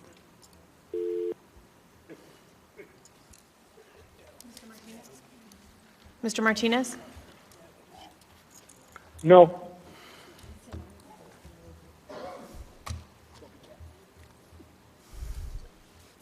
On a vote of 7-5, AO 2023, oh, and the youth member votes Yes. yes. AO 2023-110 S1 as amended has passed the body. All right. Next, we have item 13A, the 13A is AO 2024-14, an ordinance of the Anchorage Assembly amending Anchorage Municipal Code, Section 9.04.010 and 9.14.040 to prohibit vehicular traffic from executing a turn on red in the Central Business Traffic District. Public hearing on this item was continued from 2/13/2024. The sponsor has requested a couple of members of the public be offered the opportunity to speak before this item is postponed for further work. So the public hearing is open. Note, though, that if you speak now and another item comes forward, you won't be able to speak to it then. So, well, state your name, what part of town you're from, and you'll have 3 minutes. It's not on. The green button, there you go. Okay, it's hard to see from this angle. Good evening, my name is Emily Weiser, and I live in Airport Heights. So I use a bike for transportation most of the time. I also walk and ride the bus, and I can't even tell you how often I'm almost hit by drivers turning right who are not looking for me when I'm approaching the crosswalk. It's almost daily, like pretty much any time I'm using crosswalks, this is something I encounter and have to be really, really careful and really vigilant to avoid. It's understandable because drivers are focused on watching for traffic coming from their left. They're not looking right, they're just looking left for that oncoming traffic. They're not really looking at the crosswalks. And, you know, I know to be cautious, but there are cases, especially with snow berms or utility boxes or poles that are in the way, where I can't really see them coming. And so they're approaching the intersection at speed. I'm approaching the crosswalk at a much reduced speed than what I would like to do. And, you know, watching for them and trying to avoid getting hit. That means that it's stressful for me, it's scary, it also slows me down, which, yes, I'd rather go slow than be hit by a car, but it does interfere with using my bike for transportation. As an example, so I used to arrive at assembly meetings at 5 o'clock when you start, but that meant that I was traveling here during rush hour. And on the way here, I take A Street. There's 5 signalized intersections, and I would be nearly hit by a right-turning car at 3 of them, on average, every time I would bike here during rush hour. So now I arrive later. So yes, needless to say, I'm in support of this ordinance. It'll make things safer and more comfortable. The catch as a bicyclist is that doing this downtown won't make a big difference for me. We're not allowed to ride on sidewalks downtown. Certainly it'll be wonderful for pedestrians. I very much support this ban downtown. But I would also really support expanding it to other parts of town, especially Midtown, Fairview, you know, kind of that urban core area where there's a lot of traffic and a lot of biking and walking to make this safer. You know, why wouldn't we expand something that's proven to make things safer to the whole city, ideally, but certainly places where there's the most conflicts. Also, the more you expand it, the more drivers get into the habit. I think it will be a transition. And the more they're in the habit of, you know, there's never an ability to turn right on red, the more they will respect that. I would also encourage you to think about adding leading pedestrian intervals to this, which is where you give the crosswalk a head start before drivers get the green light to then turn across the crosswalks or proceed across the crosswalks. Thank you very much. I'll look forward to seeing where this goes. Thank you. Welcome. Hi, my name is Brian Witzke. I go by Bree, she, her pronouns, 14 years trans female. It's kind of a back and forth. You know, I read recently that there's many cities in the states that are doing away with right turns on red. All I can say to that one is you know, I mean, we already have so many laws on the books that they're not able to keep up with because we don't have the people to do so. Where's this going to leave us? Who's going to make sure that this is being followed through? The next one is if we take away all the right turns on red, I mean, we're looking at expanding a great deal of the vehicles being on the roads longer, the intersections being backed up more, and with many lights, some of them are smart lights, some of them are not. A right turn on red can sometimes literally be the only time that you can go, and I've actually had to change lanes and turn right on red because the light never changed. So that being said, you know, I recently took a driving course with the cab owner that I was with, suggested it.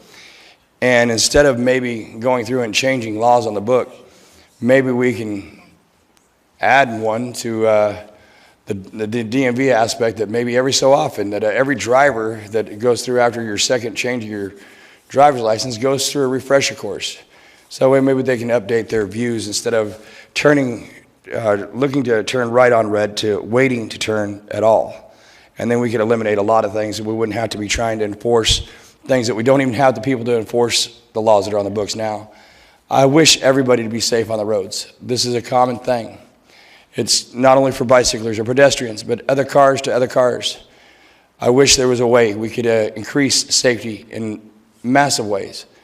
I don't know if this will do it. Thank you. Welcome. Please state your name, what part of town you're from. You'll have 3 minutes. Good evening. My name is Ronald Leva. I'm represented by all of you, and I have 2 business locations downtown.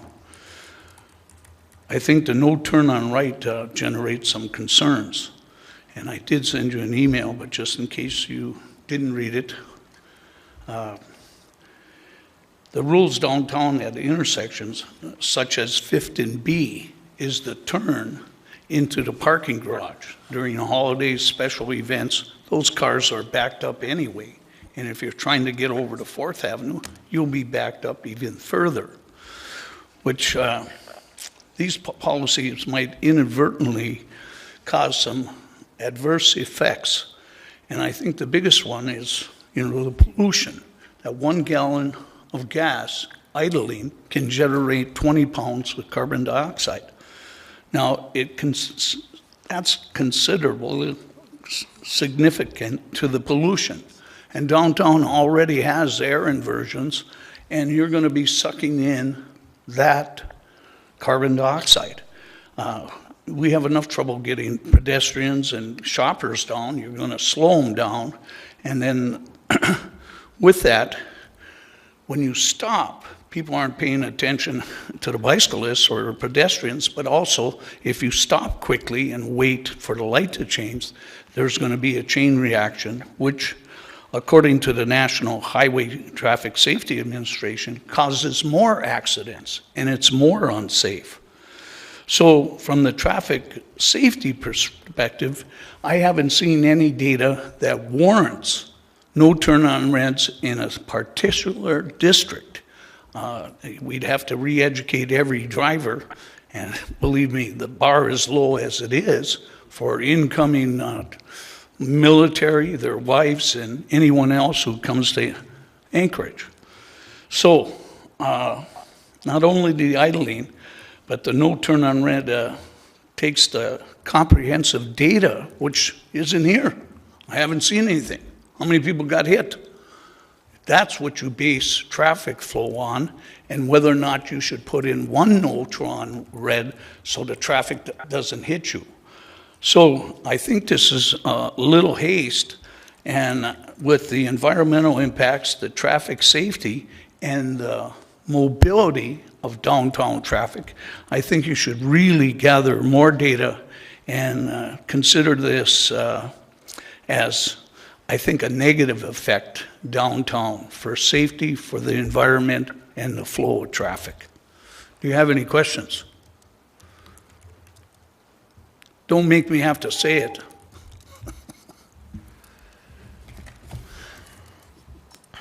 Welcome. Please state your name, what part of town you're from. You'll have 3 minutes. Good evening. Thank you. My name's Louise Crego. I'm from the south side of Anchorage. In regards to the turn on red or prohibiting it, you are excluding a big population, motorcyclists. I agree with the young lady with the bicycle issue. Motorcycles are just as much of an issue because we, as motorcyclists, yes, I am one, our bikes do not trigger the light to be able to turn from red to green. So we are going to be sitting there. You're putting our lives at risk. My head is already on swivel because people don't see me. Yes, I'm on a motorcycle. People do not see me. My head is on swivel to ensure my safety, which means I'm also looking out for other pedestrians and vehicles in my way. Our biggest concern is the fact that you have not spoke to the abate of Anchorage the state abate, or any of the motorcycle clubs. We ask that you reconsider this and speak to those that you have excluded being represented in this ruling. We look forward to your feedback, and if you have any questions, I will entertain them now. We don't do questions here. But if you want to send an email with your information, folks may reply. I will, thank you, sir. Thank you. All right, welcome. Please state your name, what part of town you're from. You'll have 3 minutes. Hi, my name is Johnny Mariquin, and I'm from Anchorage. I'm testifying in favor of amending the right on red code to make it illegal to turn right on red in the business district, because turning right on red in any pedestrian, I guess, area, I feel like is extremely unsafe. I have experienced several close calls from the results of the right on red policy currently in place. With this current, so I notice when people turn right on red, they might glance at the sidewalk, but a lot of times I feel like people are only looking left for oncoming cars. And, yeah. It's a policy that makes injuries more common, I feel, like with pedestrians. People needlessly die and get injured this way. No person's life is worth being ended over someone wanting to get wherever they're going just a little bit faster. And not everybody wants or can afford to own a vehicle, and ownership of a vehicle shouldn't determine whether or not a person is safe getting home from work or getting groceries or whatever. The National Highway Transportation Safety, the NHTSA submitted a report to Congress in 1995 on the safety impact of turning right on red.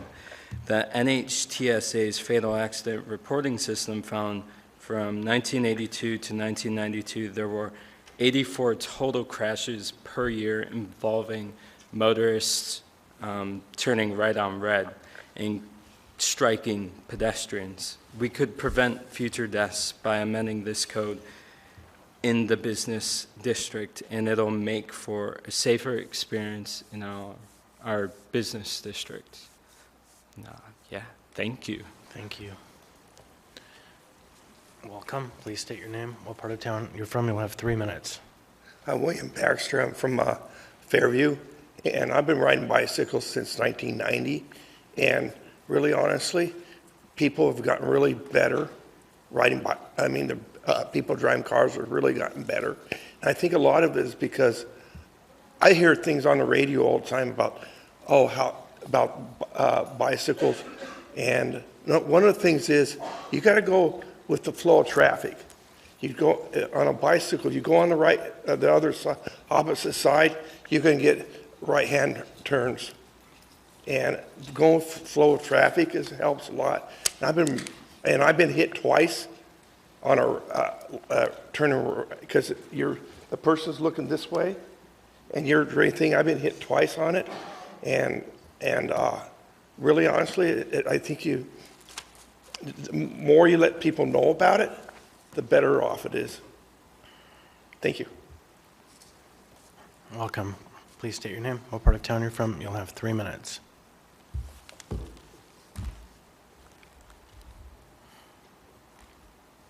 My name is River Remulia, and I'm from downtown. I just have a general question for the Assembly. But before I do that, I just want to thank you all for your hard work for our city. I know it takes a lot of dedication to get up there every week, every other week, and do what you do. So I really appreciate it. It's just a general question. I don't know if I should ask one at a time, or if I should just leave the space open for answers, but it's just a short question, maybe 1.5 questions. So my question is this: in an investigatory encounter with a parked motor vehicle, When is it acceptable for an officer or group of officers in the Anchorage Police Department to laugh and make jokes or derogatory remarks about an occupant's housing status, or to indicate that the encounter is part of a game internal to the Anchorage Police Department? So I'm going to interrupt.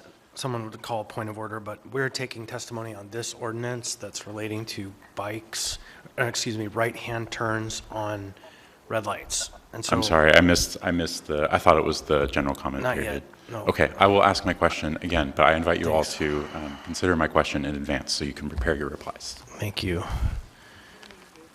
Welcome. Please state your name, what part of town you're from. We'll have 3 minutes.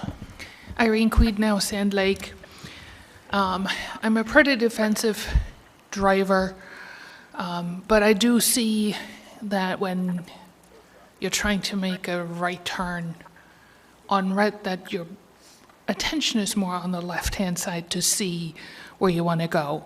But I also want to testify, I drive through town every single day, and the 2 times where there was almost an accident where I hit a bicyclist, was because I had a green light for a right-hand turn, and the person riding the bicycle was on the sidewalk and was running through the red light of the crosswalk. That's why I almost hit them, not because I didn't pay attention. I had a green light, they had a red light, and they did not pay attention to the signals. So there is 2 sides to the story. Thank you. All right, Mr. Volland. Thank you. So I would move to postpone to the meeting of April 23rd. Move to continue. Second. And continue the public hearing. And, yeah, continue the public hearing, actually. Thanks. All right. So, yeah, okay. So there's a motion to continue the public hearing to when? 4/24. I think, yeah, okay, April 23rd. Yep, second meeting in April. April 23rd, by Mr. Vaughn, seconded by, who was the second? Ms. Brawley. Okay, thank you. Any discussion, the motion? Ms. Bronga? I was wondering is it going to have significant changes, and then if this right turn on red comes back differently, does the public testimony start again, or how does that work? So generally speaking, it depends on the substantive nature of the changes of the S version, but if the S version is introduced early enough, sometimes we will allow members to speak just to the changes. They can't speak again. And so sometimes it depends on the nature of the change. Ms. Salatel. Thank you. To the sponsor, is 423 far enough out to truly take up whatever plan changes there may be? I guess I don't want to be in a series of postponements, and we'll probably need a work session on this as well. So.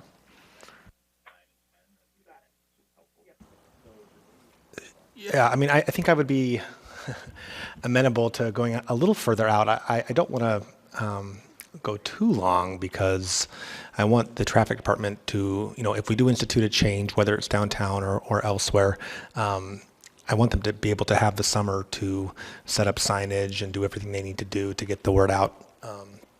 So perhaps instead of April 23rd, we could look at the following. Well, it's maybe May 21st would be appropriate. So the mover has decided he'd like May 21st. Second agree? Yep. So the motion now is amended to be moved to continue the public hearing to May 21. Any more discussion? Any objection to that motion? Hearing and seeing none, the motion has been adopted unanimously. This item has been continued to May 21st. Next, we have item 13B, AO 2023-94, an ordinance amending Anchorage Municipal Code Title 17 Animals to clarify meaning by amending sections 17.05.010 and 17.10.010. Public hearing on this item opened on 2/13 and continued to today. The public hearing is now open. All right. right, welcome. Please state your name, what part of town you're from. You'll have 3 minutes. The microphone's off, so you want to hit the little green button. There's a green button on this. There you go. Right on the microphone stand. There you go. Hello, my name is Pam Schomber. I'm from South Anchorage. I am speaking on behalf of the Animal Control Advisory Board. I am vice chair of the board and chair of the Title 17 subcommittee, which revised this document. In approximately 2019, our board was asked by members of the public and former assembly members to work on Title 17 leash laws after they had incidents and had received complaints regarding off-leash animals. The current leash law is confusing and can easily be misinterpreted. Specifically, there was confusion over which off-leash activities were allowed under code and where. Under current code, animals were allowed to engage in an activity controlled by command if the activity cannot be accomplished if restrained. Some people interpreted this as an ability to bike or ski with their animal off-leash. The municipal legal interpretation under the document Be Safe, Be Legal, Use a Leash specifically stated that off-leash dog walking, skiing, or biking was not allowed unless in an off-leash dog park. Our goal became to clarify the current law and remove the confusion. We had 3 sessions of public comment after each revision, spanning from 2020 to 2023, and hearing from over 800 individuals through in-person testimony or email. We heard some people who never wanted to put their animal on a leash, but we also heard from many people afraid to access trails due to the overwhelming numbers of off-leash animals, specifically dogs. The current draft is what we created after much research, discussion, and public input. Our initial draft removed e-collars as a form of control. We overwhelmingly heard from the public that they wanted to retain e-collars as a form of control. We decided to leave e-collar use as a form of control, but clearly define parameters and clarify what is expected of an animal controlled by e-collar. We researched and found definitions of controlled animals. We added, a controlled animal off-leash will return to its custodian at the time it has been called. The animal will not run after wildlife. The animal will not approach people. The animal will not run up to other animals. This definition was also applied to animals under control by command. We made other minor changes in wording reflecting areas of off-leash use and restricting impact to the general public. Lastly, we directly stated the municipal legal interpretation that activities not allowed under control by command, including but are not limited to hiking, walking, biking, or skiing. In summary, our goal was to clarify current leash laws, and only minor changes have been made. Our committee worked extensively with the public and with animal care and control. I guess I'm out of time. I'm open for questions. Yeah, anyone have questions? I don't see anyone in the queue. Ms. Brawley. Yeah, just if you had one more brief statement to make, if you need another few seconds. The few seconds I was going to say, some people have expressed a desire for more off-leash areas, which is a Parks and Rec activity that we cannot do. And we understand that this is a minor change to the leash law, but hopefully making it more clear and less nebulous will have positive impact for all. All right, thank you.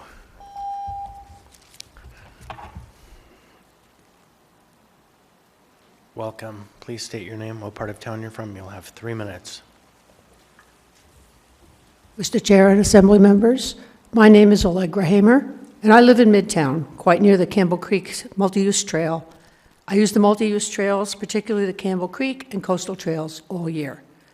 Depending on the season, I bicycle, walk, or walk my dog. He's on leash because he doesn't have a reliable recall, and I am not proficient with an e-collar. I am here to support the clarification of the code defining control of animals in public places. Clarifying the code helps to educate all trail users. These changes will also give me a voice when conflicts with off-leash dogs and their owners occur. The multi-use trails are just that, and all trail users must respect the right of all other trail users to enjoy this wonderful shared resource. Thank you for this opportunity. Thank you. Anyone else wish to be heard? I guess we have one person to call. Can we call the person on the phone list?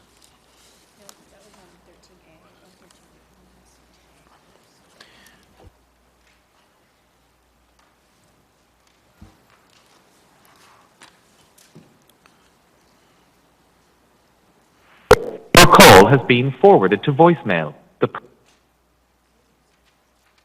I'll try it just one more time.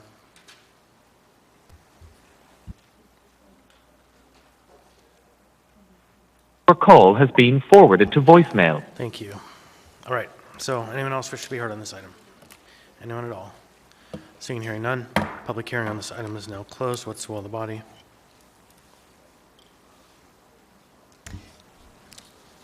Move to approve? Second. Ms. Braga has moved to approve. Mr. Cross has seconded. Want to speak to this item, Ms. Braga? I do. I really appreciate all of the people who reached out, not to me individually, but there were a lot of public comments on this that rolled in all week long. And I love my dogs, but honestly, we have a little problem out here in Anchorage. And I appreciate that all the work to clarify language, but bottom line is loose dogs running mean a lot of waste that is not seen. If you have your dog on the leash, it's a lot easier it's a lot harder to ignore what's happening.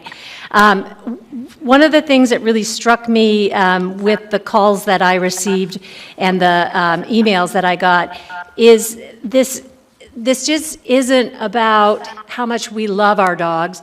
There are some people who are terrified of animals, terrified of dogs, and they are really seeking a place to go on a calm walk with their dog on leash and not worry about other dogs running up to them.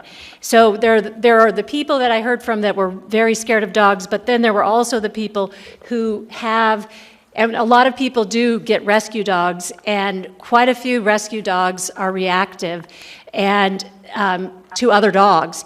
And I had one of those dogs before, and I'll tell you, it is pretty terrifying to go walking with your dog on leash, and people's dogs are running up to your massive dog, and they're going, "He's friendly," and you're like, "I don't care if he's friendly. My dog's going to tear him up."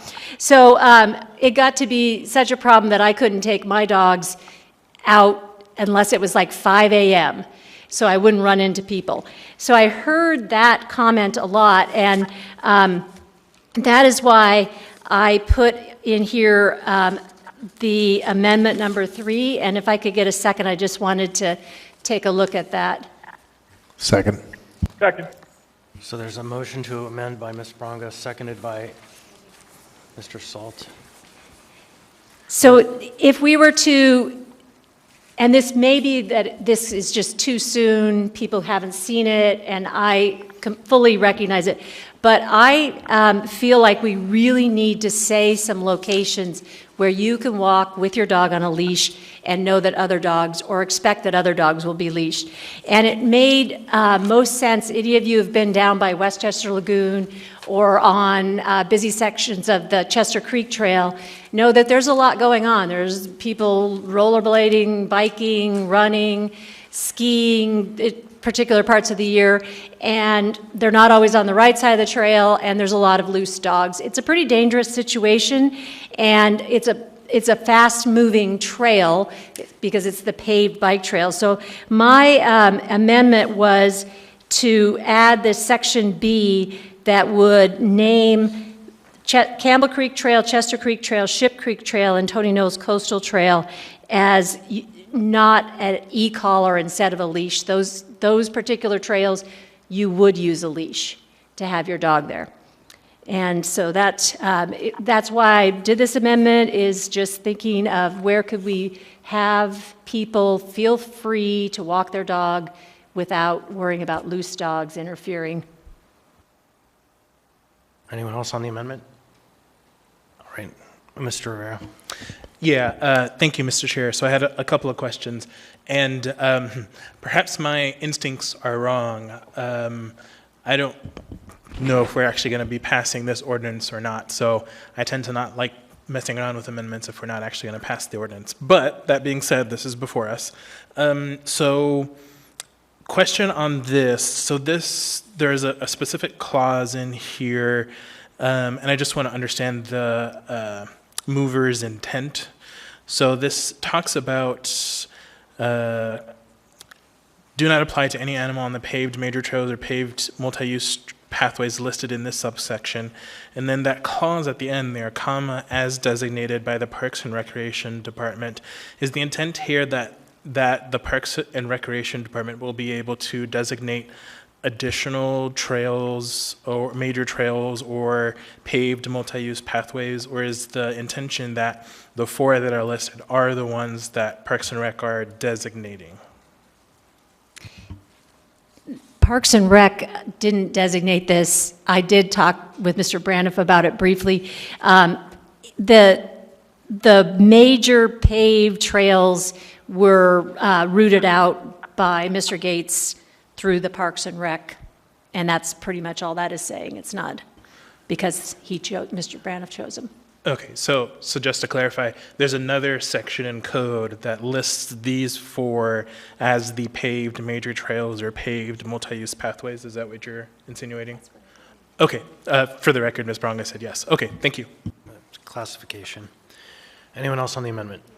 Ms. Zalatil.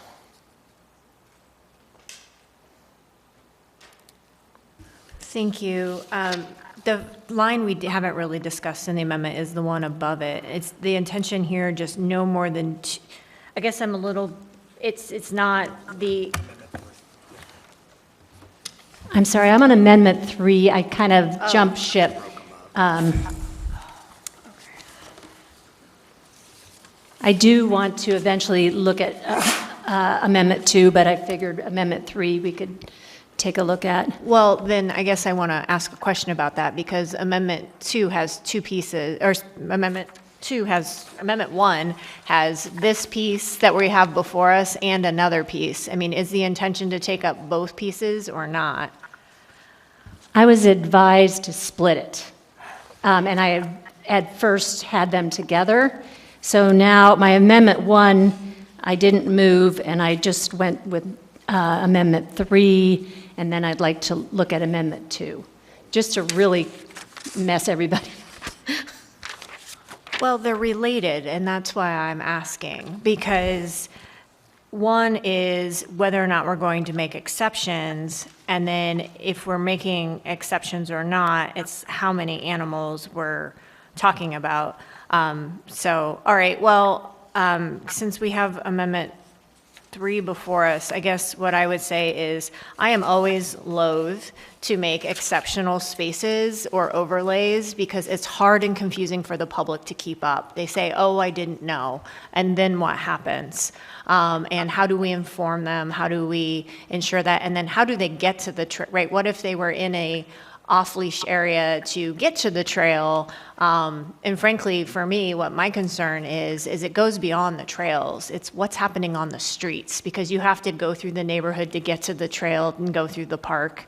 So I prefer to see, frankly, I'm not going to vote for this ordinance, but I'm worried about exceptions, or exceptions to anything that call things out unless there's signage or something attached to it, and that costs money. And so I just am curious about how Parks and Rec or Animal Control would intend to enforce and implement this, because I would hate for people to have the expectation that these are places where dogs will always be on leashes and then just see people ignore it. So I really appreciate the effort. I'm just mostly concerned about that, but if you have ideas, please let me know. Well, earlier in this ordinance, it talks about even if you are in an activity that you have recall of your dog, or if you're using the e-collar, you must have 1 leash per animal. So, going through the neighborhood, you're going to have your leash with you. You go to the dog park, you take the leash off and let them run. So you know, you have to have a leash with you at all times according to this ordinance, even if they have amazing recall. Thank you. Anyone else on the amendment? Ms. Brawley. Yeah, thank you. And I'm still unsure how I'm going to vote on this ordinance, but I do appreciate these four being brought up, because as I look at them, you know, maybe less so Ship Creek Trail, although I haven't spent as much time on it, but the other trails I really think of as basically the highways of our trail system. They're the highest use, they are often the densest, and there's some pretty narrow corridors I'm thinking of. For example, on the coastal trail, there's just, you know, it's you and a wall and the inlet, right? So there's not really a place to go. You can't just jump off the trail. And so I appreciate the effort to identify these areas and really recognize that there needs to be better, essentially, traffic control of the folks on there. And I don't mean traffic control in the sense of someone directing traffic, but just, I guess, more self-awareness, because I've seen varying degrees of that on the trail. So I guess I share the same concerns as Member Zalatel, but also just want to say that I hope, regardless of what happens with this ordinance, that people are self-aware, recognize that those are the highest traffic trails, and behave accordingly, whether or not the laws are on the books or not. And I think that's the crux, really, is hoping that people behave better and maintain their dogs better. Thanks. All right, Mr. Terrell. Yeah, I support this this amendment. I think, aside from the high-density status of these trails, I think designating at least a few to on-leash for those highly volatile dogs or people who just don't want to have to deal with the friendly dogs that come up to you, I think is absolutely something that we should do. I think this is not nearly even like a fraction of our trails, and I think this is absolutely necessary, and I encourage a yes vote. Mr. Martinez on the amendment. Thank you, Chair. While I appreciate the idea of those safer spaces with respect to off-leash dogs and the public's and some of the members of the public's need, I personally would love to see actual data that describes need, where, place, and so those questions that Member Zaltel raised with respect to exception, I think matters to me, and I would be predisposed to supporting it. You're caught in a feedback loop, Mr. Martinez. Could you mute your phone and then come back? Could you mute your phone and come back? All right. Are you finished? Yeah, they were. I am. Okay, thank you. And the feedback loop is ended. Anyone else on the amendment? Hearing seen none, members may proceed to vote.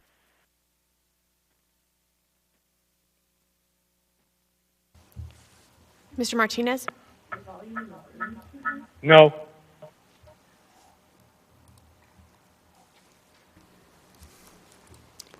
I hit passed. On a vote of 4 to 8 and the youth member votes, Yes.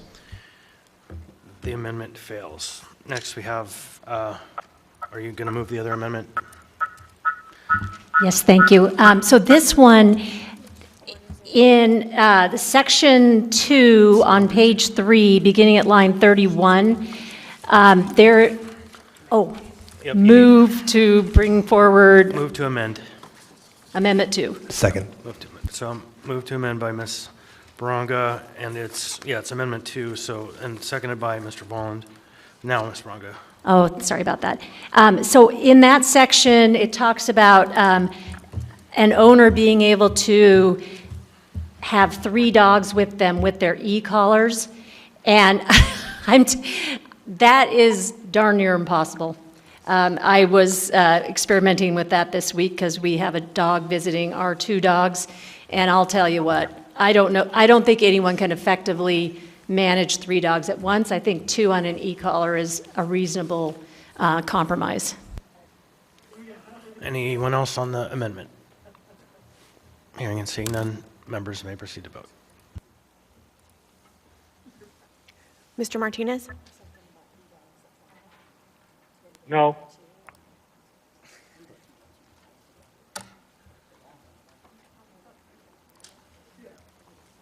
on a vote of 5 to 7 and the youth member votes, Yes. yes, the amendment fails. Now we have before us the main motion. Ms. Zalatil? Mr. Constant. Thank you. I have pretty strong feelings about this. I've been hearing this conversation, I think, since 2017 when I joined the body, or 2019. And since before I was elected, I've been asking for enforcement in the parks, for animal waste cleanup, intermittent enforcement, send out your contractor 1 hour a month to one park, rotate to the parks. Never any response. Doesn't happen. We don't have money. Not in the budget, not happening. And the parks continue to be used by some irresponsible dog owners as waste repositories. And it sucks. And no law is going to change that without enforcement. And so that's the first part of this. We heard in the work session from a member of the public who has continued to bring concerns to animal care, to the police, to anybody who will listen about what we allow as a city in relationship to dogs in cars in winter when it's 20 below. And on one hand, we need to be more specific. On the other hand, we need to be more general because people need to have flexibility. But what happens time and time again is dogs suffer. And nothing's going to change that without enforcement. I invited members of the health department staff to come to a work session. They didn't like that I used the word cruelty in response to how I believe this municipality treats animals. Now, I want to see it get better, but I have very little faith. Here we are, seeing the same ordinance, just rewritten slightly, that we dispatched with a couple years ago. I said the same thing then that I'm going to say now. Without enforcement, this is just wallpaper. It means nothing. People who own dogs aren't going to listen if you don't go out there and actually assertively do something. Now, I have come to understand after that meeting that we had 2 weeks ago that we are no longer generally a no-kill shelter except for when you have a dog who's dangerous or really sick. We heard over the winter that we had to shut down our shelters because we didn't have capacity and we didn't have staff and the building was full, so we were leaving dogs out. And now I come to understand we're now euthanizing dogs as a practice to make room for dogs, which I find to be cruel. And one thing that has never happened since I've been on this body, not one time in now beginning 8 years, has been a proposal to come forward by the Animal Care and Control Office, the staff of the health department, to actually contemplate increasing the budget to operate a facility that doesn't end with cruelty. And so here we are now once again proposing a law that we're not going to enforce. We're going to treat it like every other law. And to me, that's an act of vanity and nothing more. And so I do not support this ordinance. Thank you, Mr. Constant. Mr. Cross. Thank you. Chris, I absolutely agree. Without enforcement, like what point? Like, why are we even changing it if they're not going to enforce it? And, it's so hard to enforce. I have 3 dogs. I run them all summer long. They're trained to be on a bike. And I will tell you that, the individuals with dogs that run wild or create issues, or the owners that allow them to excrete freely, they don't stick around. They're gone quick. And when you're out on a trail out somewhere, it's not like you're going to wait 45 minutes. Listen, law enforcement and Chief Curl has much more important things to do than deal with somebody's Bajan Frise who's not freaking behaving well, right? And so, really, come on, Anchorage, just behave better. Because I think we should be a pet-friendly town. We're having enough trouble keeping people, but one thing we could do is make it a very pet-friendly, inspiring place. I don't know if, this will change anything, because again, I doubt it will, just because enforcement. But gosh, I know, it's so funny we're frustrated with dog feces. It's been the least of my problem. On 409 West Fire, in one of my buildings, there's human excrement all over the place. I got to deal with more of that than I got to deal with an animal. Somebody's blue bag they leave tied up on the trail is less of a problem to me than the unsightly things I see 3 times a week in Midtown. So how about some enforcement on that wild excretion? Again, Chief Curl would much rather pursue those crimes than go chase down, a mini Winnie. But yeah, so I probably won't vote for it just because there's no enforcement. And so what's the point of having a law if it's not going to be enforced? That's the reason that we repealed the jaywalking. Remember, they said we don't give jaywalking tickets. We haven't done that in forever. Like, we don't have the time, we don't have the manpower to chase down somebody who doesn't cross right at the sidewalk. So why are we passing more laws that aren't going to get enforced? Thank you. Mr. Salt. Thanks, appreciate it. You know, I'm also not really a leash law person. I had a half golden, half lab that I'm pretty sure understood English. And we trained it very well to do that, but at the same time, when it was angry, it looked like a very vicious dog. So I get why we want laws like this, because of that 1% of bad owners or bad dogs or experiences. But like Member Cross said, we need to take better control of our animals, and if our animal's not open to public spaces, it shouldn't be out there.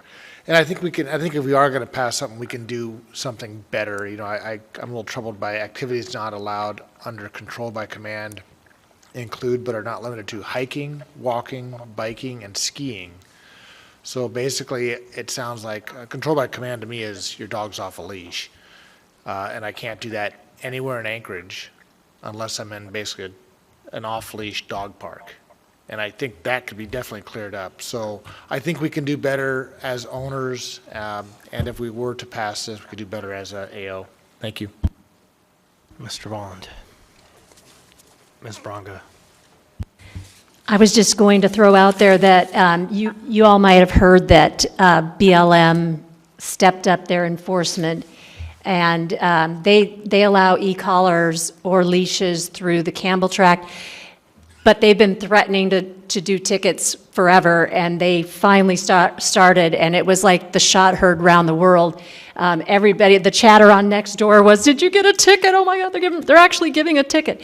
And that corridor is so pleasant to go on with your animal right now, because everybody's fearful that the ticket's going to come, and they're leashing, and they've got e-collars on, and it's really nice. So I don't think it would take a huge lift to put someone out there to give some tickets one day a week, or just even once a month. The other thing that came up on several emails was Trail Watch. The Trail Watch program went away. That used to be a pretty nice way to get some seniors out riding their bikes, watching the trail, reminding people to pick up their dog after their dog or leash. So I'm all for Trail Watch coming back. Thanks. I agree. Thank you, Ms. Braga. Mr. Trull. Yeah. I hear the repeated statement. It's there's no enforcement. There's no bite to it. No pun intended. But I think I do not think my term will last long enough for myself to work on it. But I implore you to pick it up. I mean, if we need that enforcement, perhaps a work session in the future. There are higher priority issues, but I think this is something important, and it is certainly an issue. So I would implore one of you to pick it up. Thank you. Thank you. Anyone else? On this question, members may proceed to vote.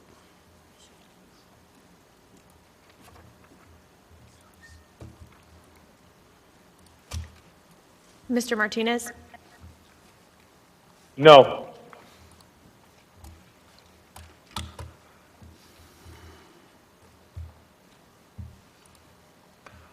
On a vote of 2 to 10 in the youth member votes, Yes. yes, AO 2023-94 has failed to pass the body. Next, we have the big ticket item 14A, AO 2024-17, an ordinance determining and approving the total amount of the annual operating budget of the Anchorage School District for its fiscal year 2024 to 2025, and determining and appropriating the portion of the Assembly approved budget amount to be made. Public hearing on this item is now open. Anyone wish to be heard? Anyone at all? It's amazing. Seeing and hearing none. Public hearing on this item is now closed. What's the will of the body? Move to approve. Second. Moved by Ms. Brawley, seconded by Ms. Zalatel. Ms. Brawley. Yeah, thank you. I want to just give some brief remarks to put this budget in context, so if I can beg the body's indulgence. This body and the public should clearly understand the Assembly's role in the school budget is to approve the total amount, in part because it is part of our required local property taxes that we collect every year, which we need to set the mill rate next month. This school budget, as it's noted in the document, is $10 million less total than last year's budget, and it's only an increase of a total of $460,765 in the local contribution that comes from our property taxes. It's also really important to put this budget in context as best we can of where we are today in the state landscape. Our vote tonight to approve the FY 24-25 ASD budget comes one day after the governor's veto of Senate Bill 140, and, or I should say, a few days after the veto, and one day after the failure of 2/3 of the Alaska legislature to override the veto on Monday, yesterday. SB 140 would have secured a $680 per student BSA increase, $500 per qualifying K-3 student to implement the Alaska Reads Act, $50 per student for student transportation, and would have provided greater funding certainty to our district and districts across the state heading into our next fiscal year. However, the wisdom in this budget is that it's not that optimistic. The budget that we have before us has assumed only a very modest state funding increase from the state in the budget, much less than the full $680 that was laid out in SB 140. And the optimism about the funding increase at all is consistent with statements from leadership in the legislature and the governor up to the point on which the school district voted on this budget, which was February 27th. It was then introduced on our agenda on March 5th and is now before us tonight to approve a spending level. And I offer that timing just to note how quickly things have moved since this was approved by our school board. I very much appreciate the work of School Board Chair Bellamy, Vice Chair Jacobs, and Member Lessons who took the lead on the February 27th budget amendments, and to all Anchorage School Board members for navigating very difficult choices. As I understand it, this budget relies on a large amount of our district's remaining savings and modest assumptions about state funding for this fiscal year, and it restores cuts that would have otherwise been necessary to deliver this budget, and which were the subject of great community concern all last month as the school board worked to balance its budget. The avoided cuts in this budget are to restore 46 teacher FTE to avoid larger classroom sizes. That includes 8.5 FTE for elementary teachers, 9.8 FTE for middle school teachers, and 14.2 FTE high school teachers, and 3.8 FTE for alternative school teachers, as well as an additional 10 positions. It also restores 5 FTE of immersion program staff, 18 FTE of Ignite program staff, and also ensures consistent counselor staffing for Chugiak service and South high schools. We know that the question of state funding for education is not a settled question right now. But we, the Assembly, have a duty, just like the school board, to move forward with our own budget process on the timeline required in our code. So we in local government, here at the municipality and in every community in the state, have been handed a great deal of uncertainty at this time by the legislature and the governor. I urge support for this budget to my fellow members because at this time, it is the best information we have. And I believe that the school board worked diligently to deliver a practical budget that is realistic. But we also know that there is future work ahead, hopefully by the legislature and the governor, to resolve the question of state funding for this coming year, and certainly for our school board, who will have to deal with the consequences of what comes out of this legislative session. In the meantime, what we have before us is a well-vetted and, again, sensible budget, and so I urge a yes vote. Mr. Terrell. Yeah, it's a dire one, the budget, and I wish there was more we could do, but I think what this is this is the best we can do right now. And I must absolutely urge a yes vote. It is unfortunate that the legislature does not support it the way that it should, but we must do what we can on the local level, and that is why I suggest a yes vote. Ms. Alato. Thank you, Mr. Chair. So very well spoken by Ms. Brawley. She really put the entire budget in context, and Mr. Terrell really kind of underscored that. For me, the school budget is always one that is about where are our priorities. And we don't have a lot of control over the school budget, but a budget that maximizes what our contribution can be, because how do we express our priorities as government? We spend money on them. And a budget that comes within that maximum contribution, that has a plan, and even if the state doesn't come through, the budget is a ceiling, right? And so it will be some hard choices for the school district. I hope that the state, particularly the governor and the legislature, can share the priority that I hope this body and our community put on our children, and say that it is a top priority and that education is a top priority in this community. It's really hard to talk about outmigration and other issues facing our community when we aren't prioritizing education and funding our children to have a reason for people to stay. It's always catches my attention when my middle schooler comes home and says something about school, like the operation of the school, right? Like, it's one thing about her classes or what's going on with friends, but when she picks up on the chatter in the school about the budget uncertainty, that's real. Because that's not about what's happening with other 12 and 13-year-olds. She's picking it up, and she's picking up on it, that there's anxiety in the school and the classroom, and that hard choices are having to be made. And that also, it must make kids feel devalued. I can't imagine otherwise. It's on our front page of our paper. And so for our part, I hope we can show kids in our community that we value them, and we're doing everything we can. Thank you. Thank you, Mr. President. Thank you, Mr. Chair. I see Andy Ratcliffe in the audience. Andy, would you just come up for a second? Thank you for being here tonight.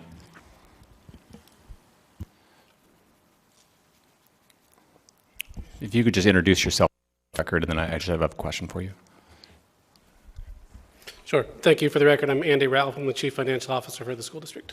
Thanks, Andy, for being here. Just as we move towards this vote, I'm appreciative of you being here. Is there any information that you feel like it's important that we know? Is there context or anything that would be helpful for us in making this decision tonight? Through the chair, thank you for that question. I think Ms. Brawley really summed up our position pretty well. We did add the equivalent of about a $100 BSA increase to fund those positions to get our PTR in grades 4 through 12 back to where it was, the Ignite positions, the immersion. So really, we took a very conservative approach just to add back these most critical positions that are going to be needed for our staffing timelines. The unfortunate process that the state set up is where we have to create a budget, we have to approve taxes, and then we find out how much that the city can actually award us for that.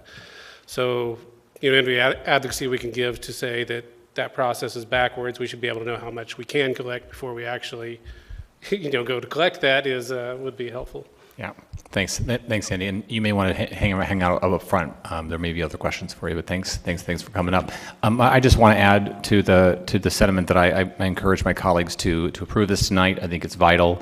I think it's important that we send a message to our students and our teachers and all people at ASD, but actually everyone in this community, how much we value public education and that we need to fund it. And it's suffering because of it being underfunded, and it has been for years. I also want to add to the call for our state representatives to step up and to follow through on ensuring that we have adequate and reasonable funding for our schools. And just finally, I had the opportunity to sit in on the SAB meeting today and heard a video by a school board member, Kelly Lessons, explaining some of the challenges that are going on around the budget to many of our student leaders. And I feel the same way as Ms. Zalatel. I like our students and my children to be focusing on learning and focusing on their friends and all the things that our schools do so well, and not be worried about whether they're going to lose their teacher, or whether the program that they vital so much that is so vital to them is going to go away. This is certainly not what I want our children to be hearing. So I encourage a yes vote, and again, I hope that our state representatives are listening tonight and know that that we want them to step up to and make sure that they're following through with the commitments that they have. Thank you. Thank you. Mr. Salt. Thank you. While I'm sure this will pass tonight, I would challenge ASD to look at how you get more money into the classrooms. So less overhead, less square footage. You're faced with, by your own numbers, declining population in the past and coming years. My kids went to charter schools, which do more with less. They have good test scores, but I think that's also because they have, I think the missing component for ASD and all is parent involvement. And we really need to start looking at why parents are or are not involved, and if they can't be involved because they're working 3 jobs, how we help them with the right tools, or they don't speak the language their kids do. Again, how do we do more of that outreach to figure out a way, because I think we all want the same result at the end, is that our kids can compete with any kid in the nation, any kid in the world. Thank you. Ms. Bronco. Thank you, Chair. Having taught for 20 years, I can tell you that this process is not only stressful to the kids, but the teachers. It's an incredible stress, especially the new teachers that will face a pink slip. And they've built a community at that school. They've made relationships with teachers that they partner with and learn the kids' names, and then they get this pink slip. And at that point in the spring, they're forced to take a position at a different school. And if the funds come forward, if money is put back into the budget, they can't go back to that original school they were at. They're now trapped at the new school. Not that it's trapped, but I mean, they would rather be at the one they were at that they were building relationships with. So it's this whole cycle of moving teachers around, displacing them, and just generally devaluating educators as well as students. Right. Ms. Brawley. Yeah, thank you. Just briefly, I had a question for Mr. Ratliff. And as you're walking up, so I've actually heard that talking point for a while, that we basically are top-heavy in administration or non-instruction. So I wonder, could you speak to what % of the total budget is essentially administration or non-instruction? And then could you also speak to how that's changed over time? Thank you. Sure, through the chair. Thank you for that question. You know, I think we're about 1% in just strictly district admin, which is our school board superintendent, me, other chiefs, and about 5% more on district admin support, which is going to be our accountants, our HR professionals, IT professionals, things like that. Speaking just for the departments that I supervise, you know, I've cut half of the CFO staff, a third of the budget staff, a quarter of the accounting staff, and about 17% of my purchasing staff since 2012. So we have been reducing, at least my directorates, down quite a bit. There are some departments that have grown slightly, like HRs. We have to process a lot more hiring paperwork. And IT, as we've so much more reliant on technology, they've grown a little bit, particularly in our software costs. Those keep going up as costs quite a bit more to do business there. What was the second part of your question? I'm sorry. I think you covered it, just how that's changed over time. Right, and I would, if I could go back to Mr. Saltz's question about the size of the district, you know, we have discussed closing schools, consolidated schools. The feedback we got from the community overwhelmingly was like we wanted more community input on the front end of that to see what those metrics were, to which schools need to be selected. So we do recognize that we've lost, you know, about 10% of our students over the last decade, and we do need to right-size our capacity because we do have excess capacity, or figure out a different way to use those facilities to help educate our children. Right. Mr. Terrell. Yeah. I'll keep this brief, but I would just like to express my total gratitude and appreciation for everyone in finance, everyone on the school board. You've got some huge, huge decisions to make, and they're not easy, and I just really appreciate it, so thank you for your work. Thank you. Mr. Constant. Thank you. Just briefly on the process. So for the new members, you've heard it, but I'll say it again here. Our options are very limited in context of the school district budget, we have to pass it within 30 days of it being delivered. It was delivered March 1st. We also have the authority only to raise it, lower it, or pass it as is. We cannot apply any amendments that would direct funding. The school board does that.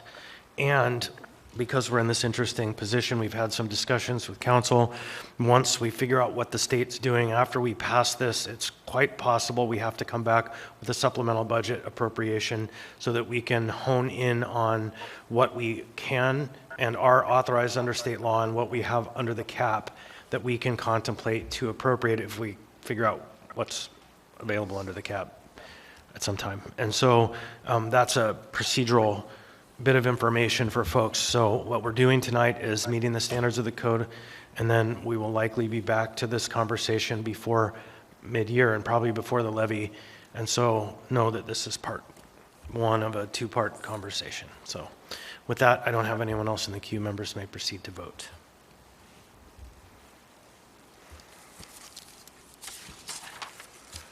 Mr. Martinez? Yes. On a vote of 9-3 and the youth member votes Yes. yes, the school district budget has passed. And it's just worth noting to anybody who's listening, we just appropriated or budgeted several $100 million, and there was no member of the public here to testify on it. And it's always baffling what moves people to come speak at these meetings. And so it's just worth noting. Ms. Alatel. Thank you, Mr. Chair. I move to change the order of the day to take up item 14, golf. Charlie and Echo. Second. Motion to change the order of the day by Ms. Alatel, seconded by Mr. Rivera. Ms. Alatel, you want to speak to it? Thank you. I believe the idea here is 14G can be dispatched with quickly, and then C and E, so that way the directors who are here can go. And by way of dispatch, she means continue the public hearing so further work can happen between the administration and the assembly. So just to put a fine point on that. SGCE, yeah. So is there any objection to the motion? Hearing and seeing none, the order of the agenda has been changed. Now we have item 14G. Ms. Alatel. Thank you. Item 14G, I have participated in my role as the Anchorage Coalition to End Homelessness, and I ask to be excused. Yes, you are excused. You have a personal interest. All right, is there a motion? Motion would be to move to continue the public hearing to April 9th. Yeah, so moved. So moved. Second. Second, moved by Mr. Rivera, seconded by Mr. Cross. Yeah, 14G. Sorry, I gotta let the computer catch up.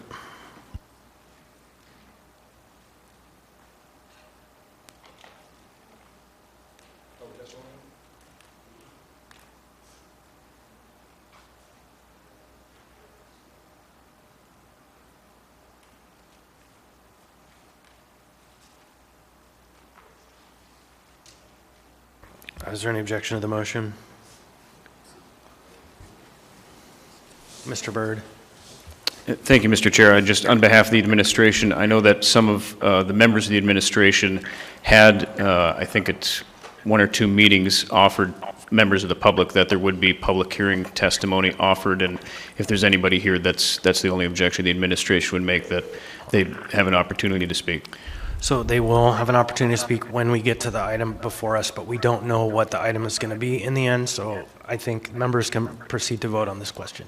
Since Mr. Byrd, on behalf of the mayor, has raised an objection, although it's kind of out of order, it might have been better for the manager, but they really can't, but let's just, okay, I'm told not to sit, are you overruling the chair? No, but I would accept it. I would accept it.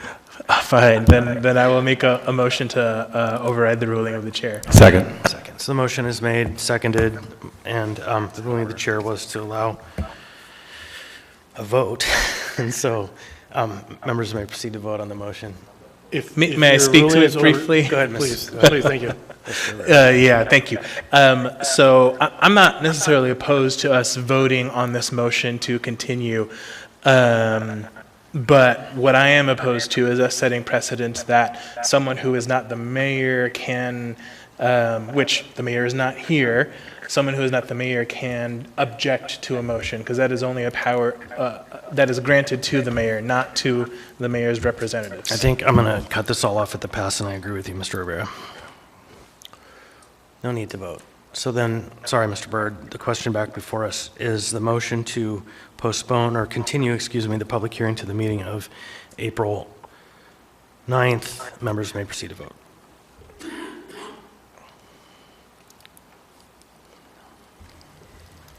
Mr. Martinez. Yes.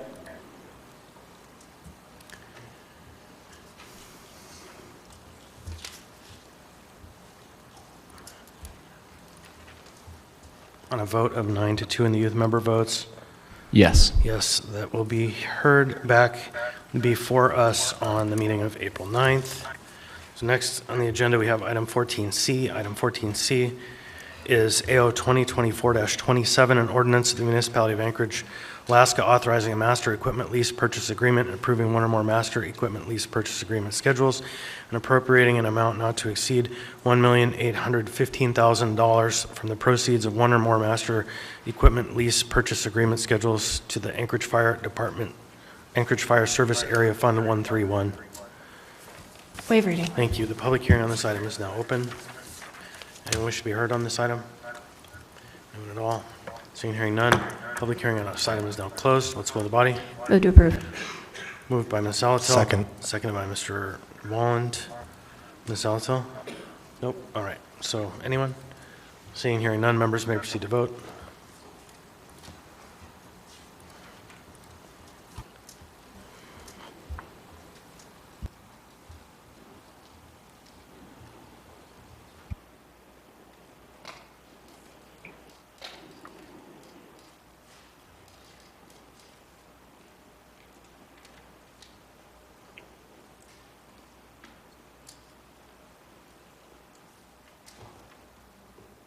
It was moved by Ms. Salatil, seconded by Mr. Rivera, I think. I don't know. Volland. I'm sorry. That's right. Ms. Salatil and Mr. Volland. I was looking at the other item. There we go. Members may Mr. proceed to vote. Martinez. Mr. Chair, can you please repeat what we're voting on? Yeah, the motion is to approve AO 2024-27, a master equipment lease for the fire department. Yes. On a vote of 12-0 and the youth member votes, Yes. yes, AO 2024-27 has passed the body. Now we have item 14E, AR 2024-76, a resolution of the municipality of Anchorage appropriating an amount not to exceed $1,415,610 of area-wide Anchorage Police Department Information Technology System Special Tax Levy Fund 107000 fund balance to the area-wide APD IT System Special Tax Levy Fund 107000 for use by the APD to pay for technology implementation and maintenance. Public hearing on this item is now open. Anyone wish to be heard? Anyone at all? Seeing and hearing none, public hearing on this item is now closed. What's the will of the body? Move to approve. Moved by Ms. Salatil. Second. Who was the second? Second by Ms. Brawley. Ms. Salatil? Nope. Anyone wish to speak to this item? Hearing and seeing none, members may proceed to vote.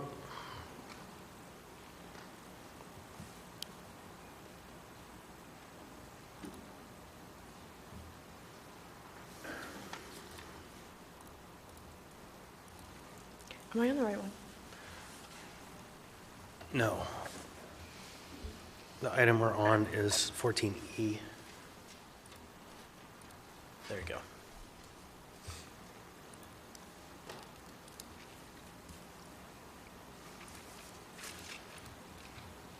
There we are. Mr. Martinez. Yes. On a vote of 12-0 and the youth member votes, Yes. yes, AR 2024-76 has passed the body.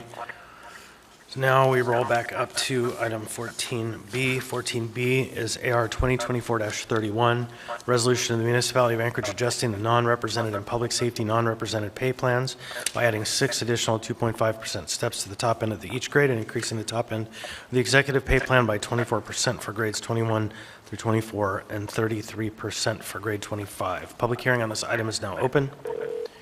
Anyone wish to be heard on this? Anyone at all? Seeing and hearing none, public hearing on this item is now closed. What's the will of the body? Move to approve? Moved Second. by Ms. Zalatel, seconded by Ms. Brawley. Ms. Zalatel. Yes, I'd like to start by moving Zalatel Brawley Amendment Number 1. Second. There's a motion to amend Zalatel Brawley number 1, moved by Ms. Zalatel, seconded by Ms. Brawley. Ms. Zalatel. Thank you. What this amendment does is it makes the non-rep pay increases, the additional steps, 7 through 12, effective on January 1st, 2025. The reason for this is twofold. One, it's a considerable amount of money, and we need to consider it in the budget.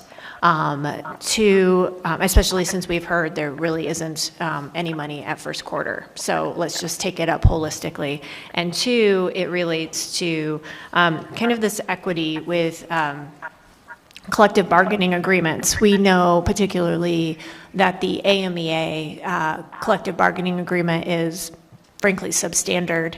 And so it gives the administration time to see if they can bring that collective bargaining agreement up with our guidance that we provided. In some ways, maybe even using what we're doing here as a model. And we'll be able to talk about the implications of a new collective bargaining agreement for AMEA or any changes to their existing one in the context of the budget.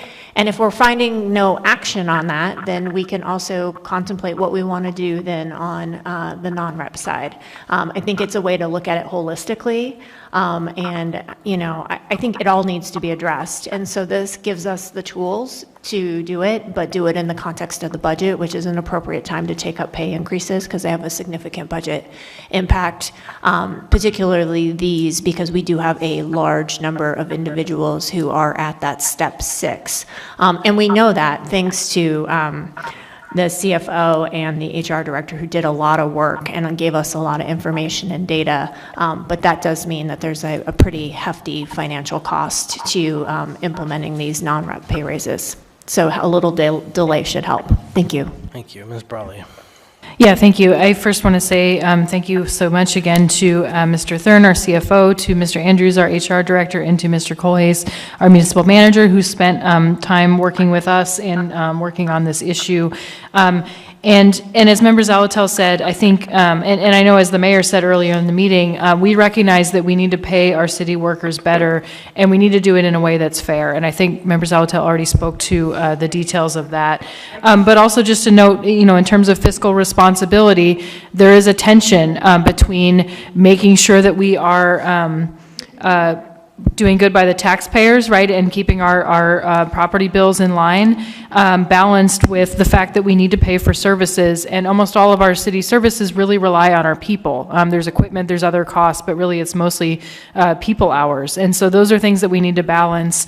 And I know that the one of the big discussions we had in the fall, particularly with the mayor, was going as far under the cap as possible to save taxpayers money. As a consequence, you know, a lot of other needs stacked up, and we recognize that we do need to be, again, paying our folks well, making room for that in the budget. And so I just want to note that there's two sides to that fiscal responsibility, right? Making sure that we have our people in place, that we're keeping them, because turnover is also expensive. Training new people is expensive, but also recognizing that we need to be fiscally constrained, and we need to balance this against other priorities, particularly in this year that we are looking at, not the flush coffers that we maybe used to have, especially during the times that we had a lot of COVID relief money recently.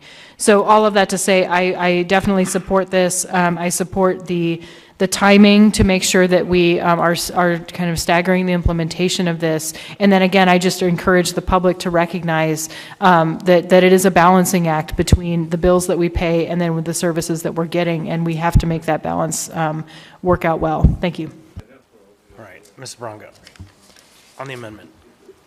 So I was going to ask Member Zalatel the question. So if we wait till January for this, will AMEA have already gone through their contract negotiation?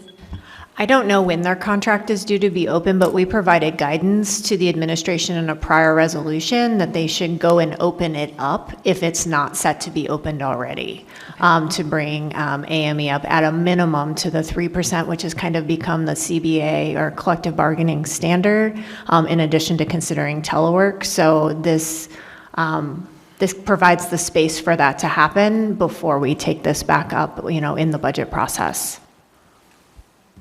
Thank you. Thank you. Mr. Claes. Thank you, Mr. Chair. We appreciate this discussion. We appreciate the work session we had on this.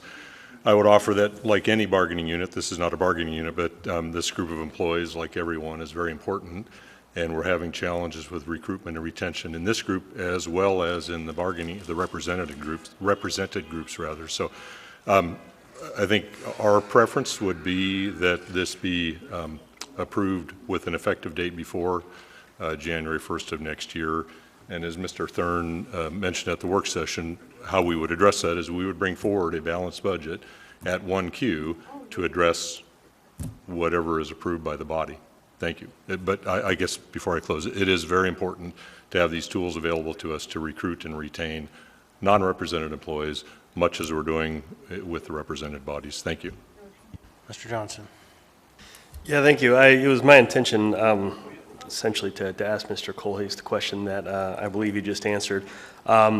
Because in the work session it seemed that the administration had contemplated and was supportive possibly making this effective in 2024. I think even it was suggested January 1, 2024. And I hear the arguments made by the amendment sponsors, and most of this amendment I feel good with, but there is just part of me that feels very sympathetic to the municipal employees who have been underpaid for so long, and a concern that, we're going to ask them, even if this is, a clear statement of intent to hang in there for another 8 months before we actually make these changes. So I'm going to offer an amendment, and I think, whether or not I ultimately support it will probably depend on which way the debate goes, but just because I think it merits consideration, I would like to make a motion to amend the amendment to change in Section 1, effective and implemented on or after January 1, 2024.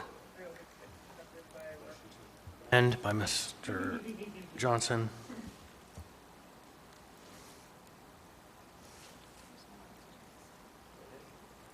Second. Seconded by Ms. Bronga. Go ahead, Mr. Johnson. Yeah, thanks. Again, I'm curious to hear what what the other folks have to say, and I understand we want to be fiscally constrained, and in a way this would be easier if we were taking this up, I think, after we kind of had our projections for the first quarter budget revisions, but I hear from the administration they think we can't afford to do this. Perhaps we do not, but I am also imagining that when we do make the first quarter revisions, we will contemplate some additional spendings, and I think this projected the cost of this was going to be less than $400,000, and so while I'm sure whatever comes forward from the body are things that will be worthy projects, this would be a pretty high priority in my mind, trying to do right by our municipal employees who I think have been asked for too long to do too much with too little. Ms. Alatel. Thanks. So yeah, it'd be great to implement it in 2024. So it'd be great to implement it in 2024, but here's the deal with that. They tell us there's no money. They put forward a budget, if they wanted this, that should have come in their regular budgeting process. They've told us for 1Q, there's no money. We don't have audited financials. And so it's a little convenient for them to say, well, we will bring you a balanced 1Q budget for our priorities when there will be no money for anything else the Assembly might be interested in funding at 1Q. We're having other conversations around like the Building Safety Service Fund, right? We have a lot of priorities and a lot of competing priorities, but it's all about where there is room to absorb those priorities. And frankly, I'm a little bit uneasy that they are able to bring forward, the administration, the mayor specifically, to bring forth a budget that I'm going to not tax to the max because I want to lower property taxes, and then after the budget is passed, say, but I want to add all these expenses on and do it at 1Q, but then I'm going to probably blame the assembly for taxing to the cap. And I think that's just too convenient of a narrative. And it's unfortunate that in doing so, this mayor has put the employees in the middle. He has squarely put the employees in the middle when he could have simply just put this forward as a part of his 24 budget package, because it came on the heels of the new year. And so I can't support the amendment. I would love to, but I think it just gives into poor planning. It gives into what are we going to have to cut to make it possible? Where is that $400,000 when we are told there's no money in the budget? And we certainly don't have 23 audited financials because we don't have 22 audited financials. So are they asking us to spend money we really don't have? Who knows? Thanks. So I'm going to join that conversation. Mr. Constant. To me, it all boils down to, literally, we heard tonight we may lose $20 million of revenue we budgeted because we're not going to be able to bill for SEMT because we don't have audited financial statements for 2022. And we heard we're going to lose our self-insurance with the state of Alaska. All of these are massive expenses. And what we're being asked is to support a real-time, go back into the past, make this effective January 1. So it's maybe 400,000 going back and who knows how much going forward. And we'll find it because they want it. And so they're going to cut from the things that we approved earlier this year or late last year. And so the question I have is, what is it that you supported that you're willing to sacrifice in making this change right now? Because it's not going to come out of potential money that exists, because we heard just at the last meeting, there is no money. The meeting before that, there is no money. And so there isn't any money, according to the messages we've been told. So what are the priorities we are willing to cut today to retroactively fill this priority that they knew they were working on and it needed to be done, and that in good faith, Ms. Zalatel and Ms. Brawley negotiated this process and came forward with a really good product. And so, to end that, I would just say that it makes sense to implement the increase for the non-represented in due time when we get the closed financials, when we have an understanding of our financial position, when we don't lose $20 million of revenue that we budgeted for, and we still have insurance by January 1. Hopefully, all of those things are true in 6 to 8 months, but we don't know. We're on the precipice of uncertainty, and it feels to me a risk too great to take. I think we heard that quite a bit from the financial team. It's a risk too great to take if we can't count where the money is today. I think that's been a common refrain. It's too great a risk. Thank you. Ms. Brawley. Yeah, I'll just briefly add, I support Member Zalatel's comments. I am not in support of the January 1st, 2024. Again, not because I don't believe we should pay people. I will also note that what we are voting on, another part of this is related to public safety. So the public safety employees are a group that we did budget for, that we did already pass and incorporate into the budget. And there is a fairness issue there too, that those were taken up before everybody else. And certainly there is a fairness issue with those who are union workers as opposed to non-represented workers. And so I think that is the challenge that we're facing, is that because this was not done in a comprehensive manner where everybody could be addressed all at once, or at least on a predictable time frame, that it's just difficult to do. And I will share that I've had multiple conversations on multiple budget topics with our CFO and with the OMB director, including an item that will be on the next agenda, and there was no option for general fund. And I believe that we may see some less rosy revenue numbers in our meeting on Thursday. And so I think we are in a serious situation. We are not in the situation where this city has been, where we had a lot of federal money that we were able to plug holes, fund other programs, things like that. And so I don't want to be alarmist, but I do believe that it's not going to be an easy first quarter budget revision, and we're going to have a lot of things left on the table, unfortunately, including, I believe, this, until we have time to budget for it. Thanks. Mr. Volland. Thank you, Mr. Chair. Yeah, this maybe is going to be a little tangential, but I am not going to support the amendment to the amendment just because I'm very nervous that we don't have those audited financials, and we are the guardians of the budget, but we don't have the information that we need. And it was brought up, without those audited financials, those SEMT funds may be at risk. Well, there's one of our priorities right there, because we talked about operationalizing the mobile crisis team, which has been a huge priority of the Assembly with SEMT funds. So I don't think this is ready to go forward. I totally appreciate Member Johnson's wanting to support our municipal employees, even though it's at the executive level. But yeah, I think it's too risky at this point. Thank you. Mr. Johnson. Yeah, thank you. I appreciate those comments, and certainly I will say it is a shame that we weren't able to consider this when we took up the 2024 budget. And I still remain undecided about whether or not I'm also going to vote for my own amendment, but I just want to give the administration, perhaps the CFO or the municipal manager, if they like, just an opportunity, since it seems they've contemplated this question and believe that there is money available to cover this increase, to suggest how we would accomplish it if, hypothetically, as unlikely as it seems, this amendment to the amendment passed. Through the chair to Member Johnson, I would, if I may, I'd indulge CFO Alden Thurn to take a shot at that question. Thank you. Mr. Thurn. I think the discussion, I actually agree with all of you on the discussion tonight. We value our employees. We all do, the administration, the Assembly. Well, we want to do the best we can. I think the discussion about our financials is right on spot. You deserve to have numbers to know how to make decisions, and that's exactly right. We do have a lot of needs out there that everyone wants, and I think it's very difficult to be able to meet all of those particular needs. But we all value the employees, and I want us to make sure, regardless of how this goes, that's being said. It would.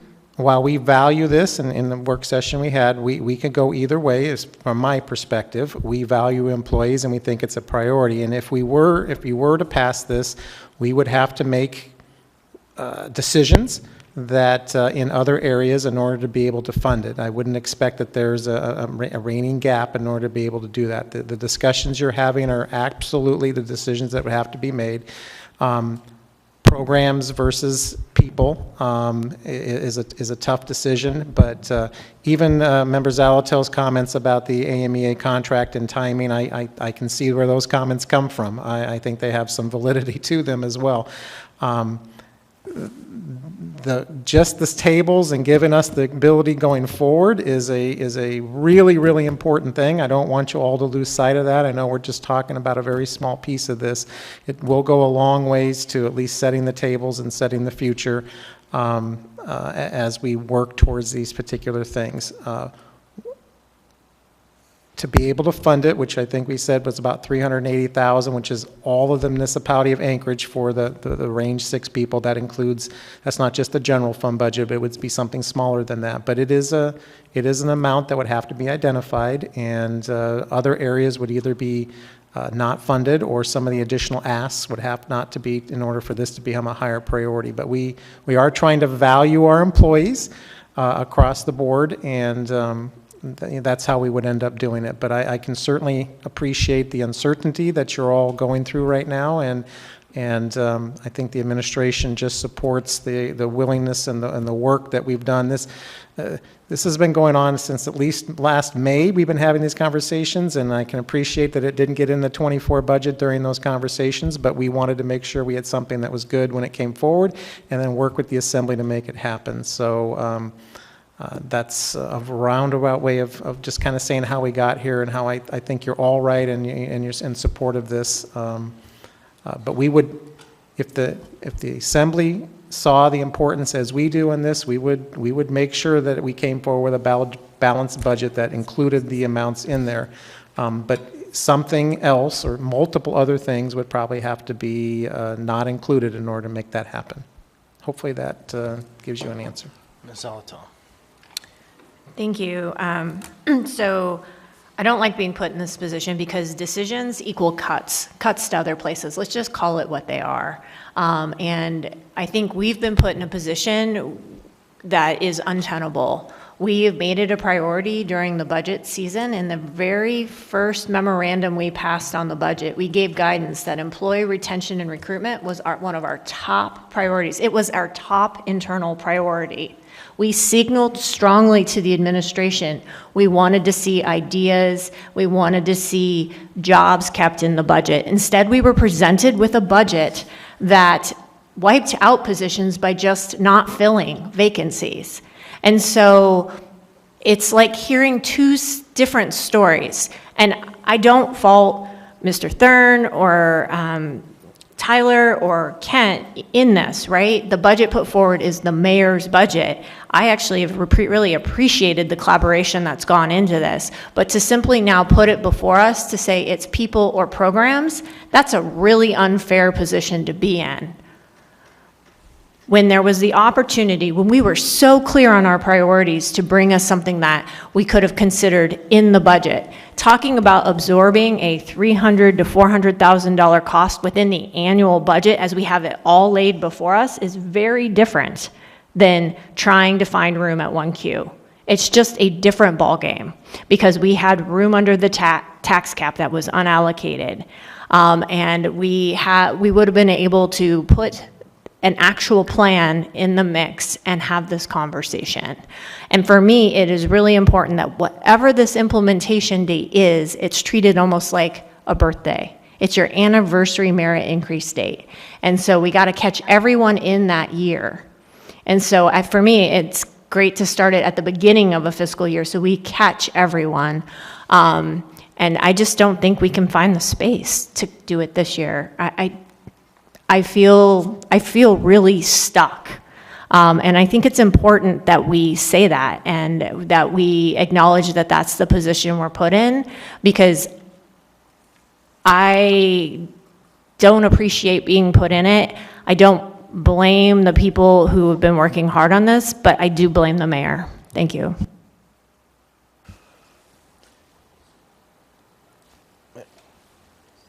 Ms. Zalatel.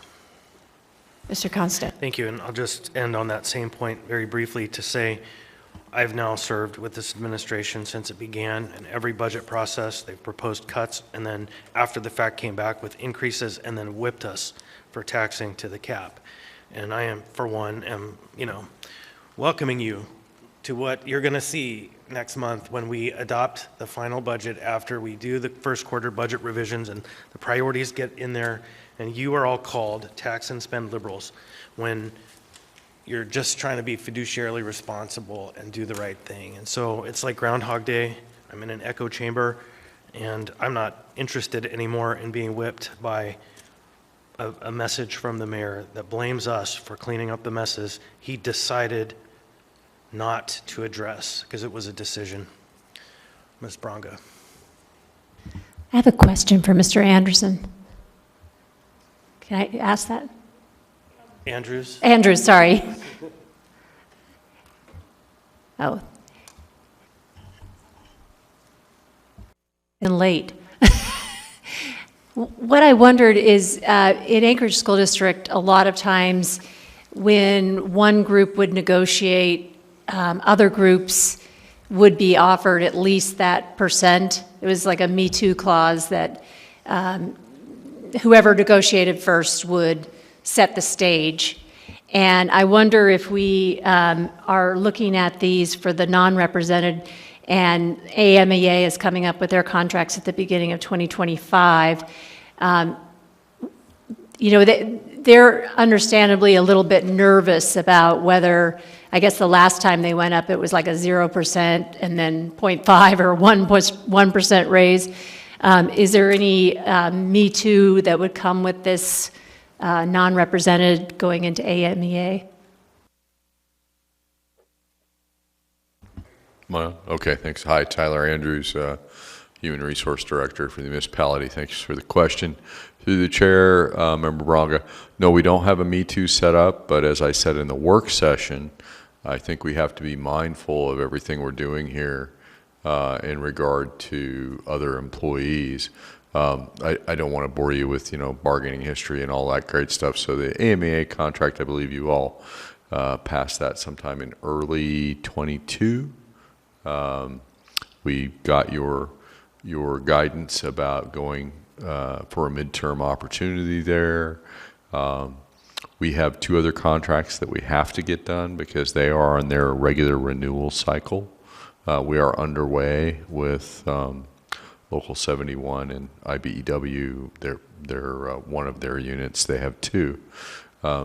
So we've got a lot of bargaining activity going on. So I think whatever we do, all the employees can see it, and there's obviously an influence in that process. But no, there's not a me too. Anyway. No one else on the amendment to the amendment. Members may proceed to vote. Mr. Martinez? No.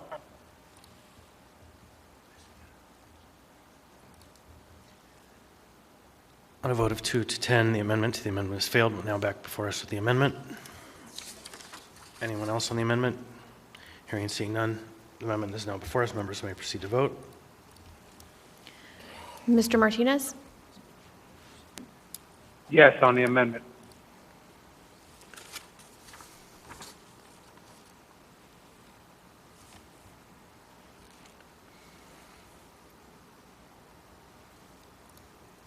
On a vote 11 to 1, and the youth member votes Yes. yes to the amendment. We're now back to the main motion as amended. Ms. Zalatel. Thank you.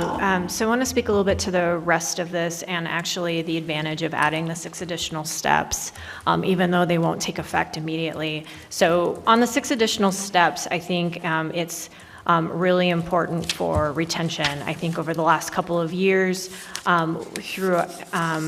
throughout this administration, a lot of institutional knowledge has been lost, and having the ability to do anniversary increases for 6 more years past what's currently step 6 will help with retention. On the executive pay scale increases, that creates the potential for higher and more competitive salaries. I think there's a couple of points to be made. These don't automatically bump any salaries. It just creates the opportunity for there to be more money offered if there is money budgeted. That's a 2-part equation. So as we need to replace executives or we need to compete so someone doesn't leave, so we remain competitive for highly qualified people, we have some options available instead of doing what we've had to do in the past, which is a one-time pay exception, which has to come forward.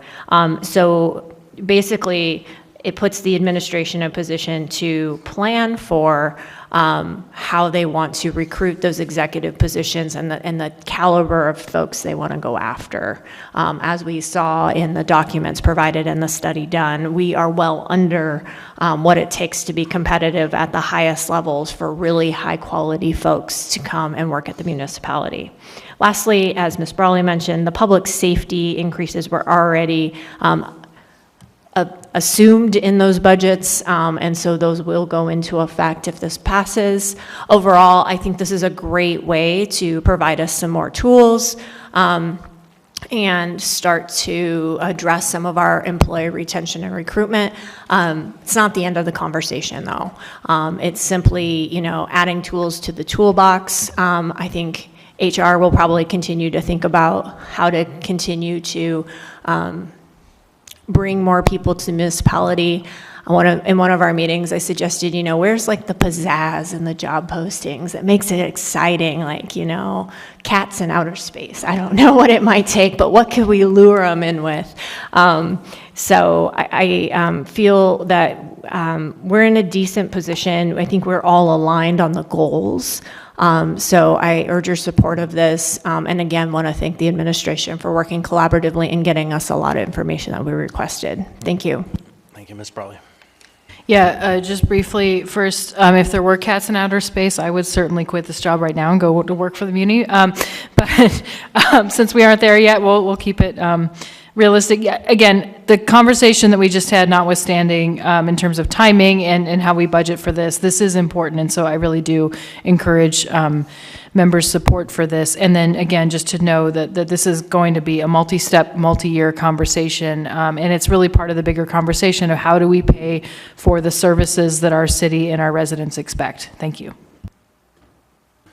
No one else? Seeing and hearing none, members may proceed to vote.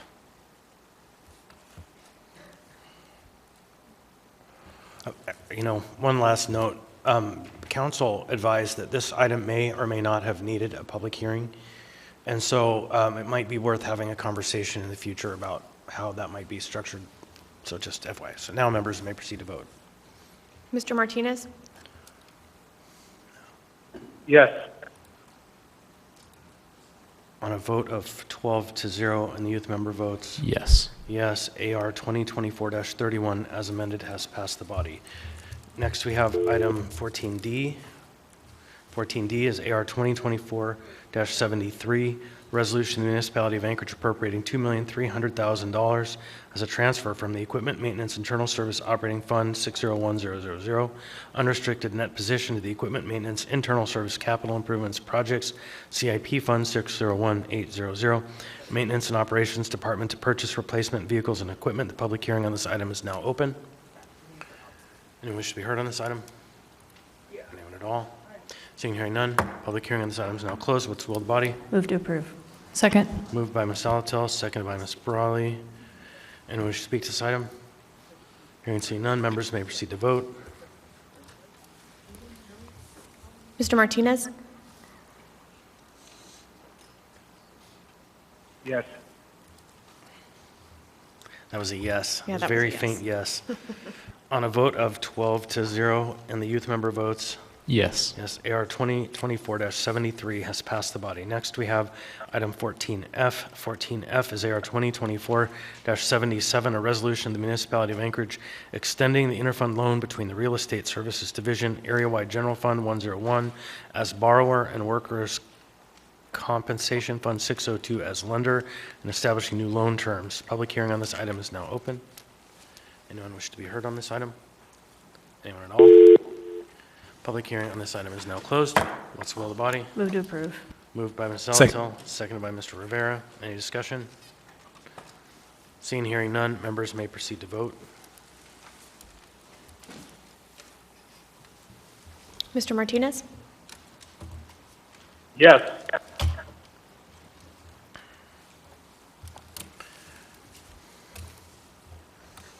On a vote of 12-0 and the youth member votes Yes.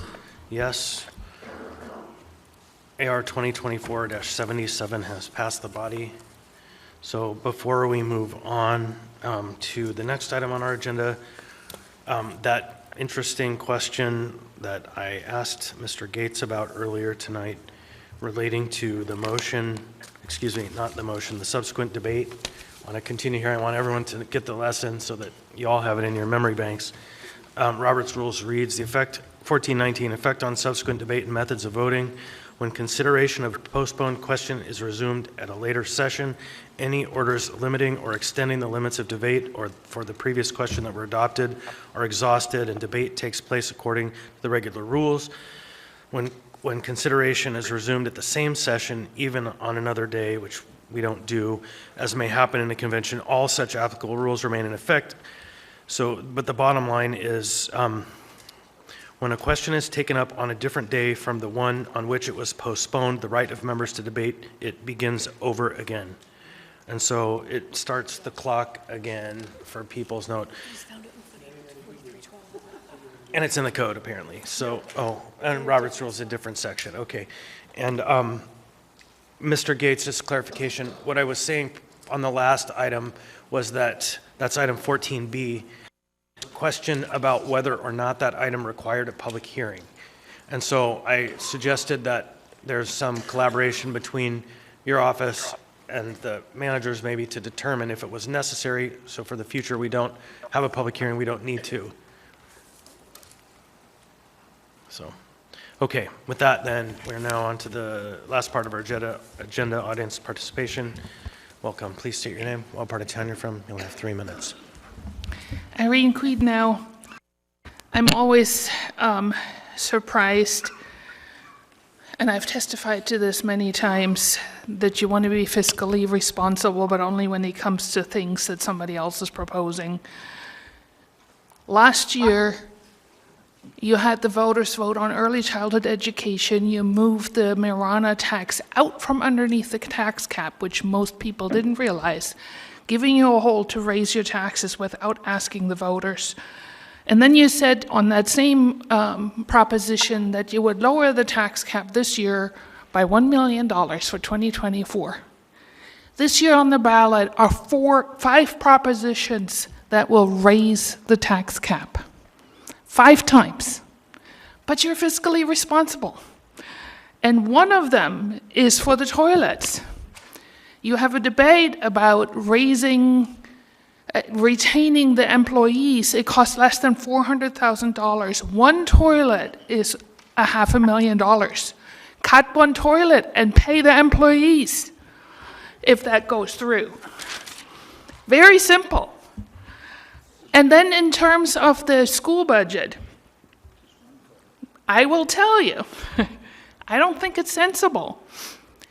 Student numbers have declined for 10 years. Not a single school has been closed. That's not fiscally responsible.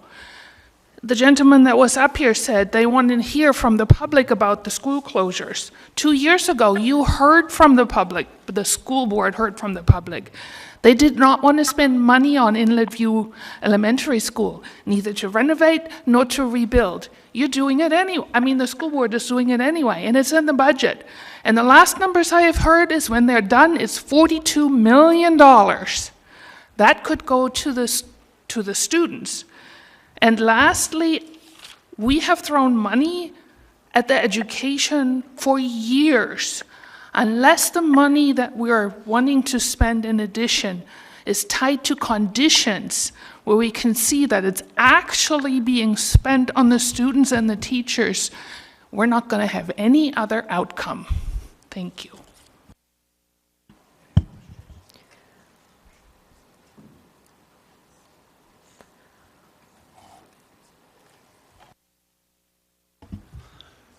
You should get a little arrow pointing to the right button. That'd save you hours of time. Ron Oliva, represented by all of you, had kind of a bad week. Hopefully you got my emails. The woman who jumped the fence, went through barbed wire, razor strap, and Constantine wire, had a knife. Now, she didn't look docile maybe in the film, but when you freeze frame it, she had a knife. I hired workers from SWS, $20 an hour to shovel snow, day laborers, $12,000. One of them turned out to be a good kid, computer savvy. Well, he weighs about 120, maybe 125 pounds. Drove him to the bus stop.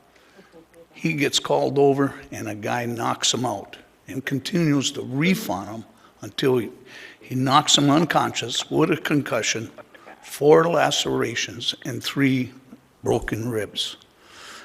But I'm not going to overlook that, but I want you to know it's not safe downtown, and which brings me to trying to help solve the problem. And that's the tent. The tent is in storage outside. Bring the tent up here, I'll store it. You'll save some money, $5,000 a month, but you're not calculating how much money you're losing in opportunity cost of $2 million sitting in a closet. If you had $2 million sitting in a bank, you'd get $12,000 a month. So, Ms. Brawley, I contacted Dow Engineering because they're going to vacate lots for Chugiak. And before they do that, I'm going to apply for a plat. And then I'm going to design a schematic putting up the tent as a multi-purpose housing, aid, services facility. So I'm real serious about this. Dow is serious about taking on the project, and I think it'll basically fit in with the low barrier shelter, with the Navigation Resource Center, and I think it'll be a productive facility. You're losing money with hotels. If you put it into something permanent, it'll continue year after year, rather than let those hotel barons gather up those funds. So I'm excited. I'm going to make an appearance tomorrow, and then I'll have a formal plan similar to Arctic out there, the church, and it'll be detailed with a budget that'll be self-generating. What you're always going after is the taxpayer.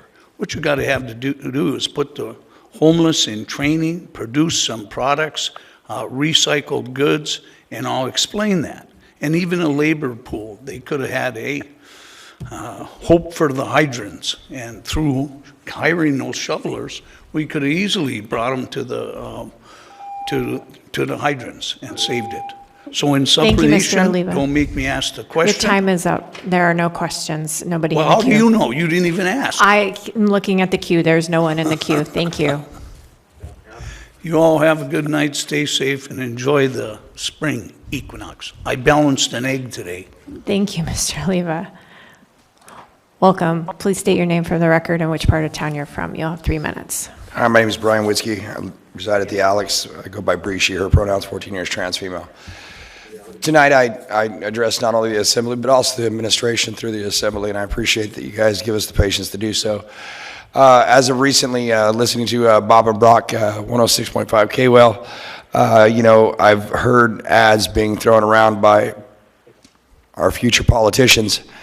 I want to remind everybody that's, running for office, we're Alaskans, we are close to our neighbors, we are individuals that are close to each other. We're not the lower 48. This is not, a grand scheme to smear our competition by twisting words in campaigns. So I do urge that, when we are running for office, that we stay mindful of our neighbors, mindful of our competition, and use facts and judgments, as they don't need to slam either the administration when running for mayor or the administrator slamming for it just doesn't make any sense.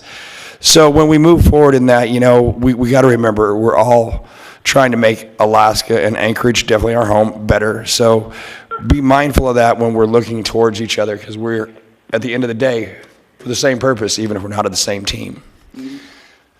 I bring that in light, and I encourage that, we remind everybody, our neighbors, our friends, that we want a better turnout on our voter numbers this year.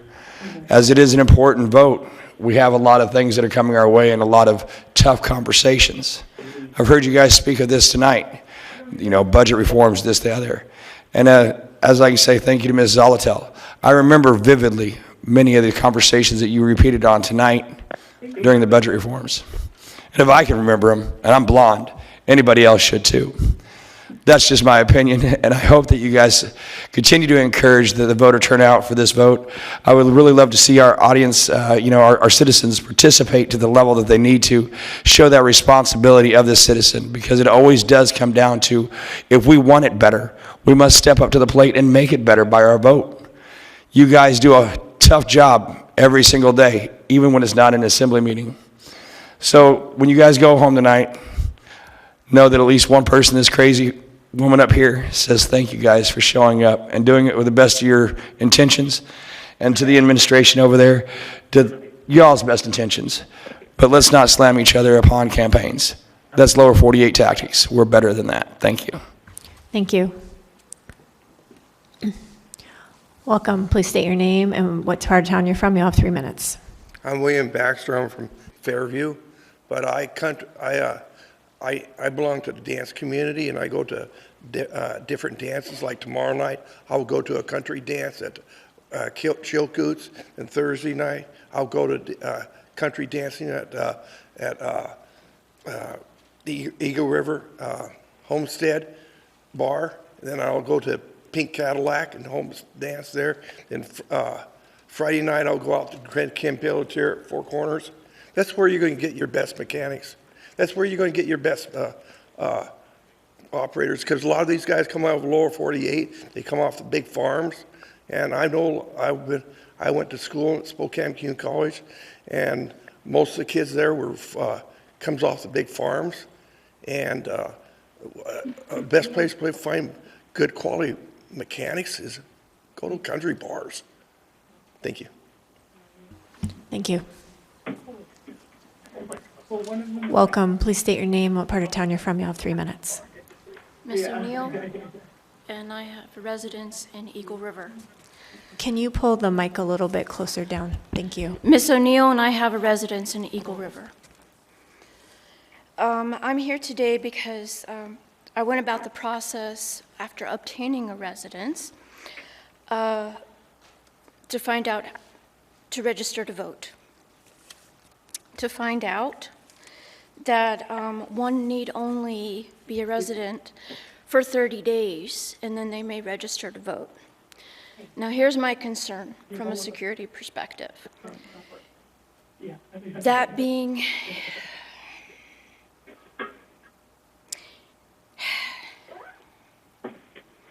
this is a hard position to take because people are very polarized on it. And when I express an opinion, I get slammed heavily. My point is that 30 days, 60 days, 90 days, there are many people, especially with the changing weather coming, will be coming in, staying temporarily, may not have a lease, may simply reside in a residence where someone does have a lease. Who is going to be voting? Who is going to be participating in a process of which they are only temporarily here? Now, my point is that this very much needs to be looked into because a voter registration card can be used to obtain other things within our state government system. Now, if we're going to apply a 30-day residence to our voter process, well then, who's to say that then there's the PFD, then there's government assistance, then there's a whole myriad of other factors that have to be taken in. This is not something so simple as apply 30 days, allow people to vote. It's a precedent that I think that needs to be taken quite seriously, and I don't think it has been. And I think the education behind it, librarians are going to be permitted to register people to vote. There are going to be people who don't really have a way to check a credential. Now, when you come here and you go to the DMV, you get a black and white Xerox copy printout of a temporary ID until your real ID comes in. Well, here's the problem. How is that going to be checked by a layman? So my point is that it is important that we push forward and people participate in the voting process. Sorry. Thank you for participating. Thank you for listening to me. Would anybody else like to speak? All right. So from that, we'll move on to Assembly member comments. We'll start with Mr. Perez-Verdia. Thank you, Madam Chair. No comments tonight. Mr. Solt? No comments. Ms. Brawley? Yeah, I just want to give a brief shout out to the folks at street maintenance because once again, there was a little lake that formed in front of my house because I live on a corner where the drainage, it flows all the way down the road. So just a reminder to the public that this is the time of year that you'll see blocked drains because of ice. And so that's part of the reason why we have all the drainage and kind of built up water issues on the roads. Of course, I'm lucky enough to have a drains. Many roads in our town do not have drainage, so I also want to recognize that. But for that, for potholes and for any other issues, you can call street maintenance at 907-343-8277. And I believe you can also still report online at ANC Works. So just help our staff crowdsource all those issues because they're not out on every road all the time. And I was happy to see this morning that they came by and fixed it. So again, thank you. And just a reminder to the public, help with our drainage issues. Thank you. Thank you. Mr. Voland? No comments. Thank you. Mr. Cross? No comments, thank you. Thank you. For my comments, I'm supposed to remind you all that there'll be a special meeting next week on the 27th at 3 p.m. Please don't forget. Also, I just wanted to say with regard to a number of items tonight, it's been really great to see considerable collaboration and a pretty in-depth analysis regardless of the outcomes of those items. It's kind of reminds me of the before times, the before COVID times. So with that, Mr. Johnson? No comments. Thank you. Ms. Bronga? Thank you. I wish Ms. Sophia hadn't left. The last time she testified, she talked about shoplifting and how she was concerned about it. And I made some visits to managers of East Side stores because I've noticed there's a pretty heavy presence of security, and asked them if there was something the assembly could do to help with the situation, and it was pretty interesting. Fred Meyer said, we don't want to talk about it because it may discourage people from shopping here.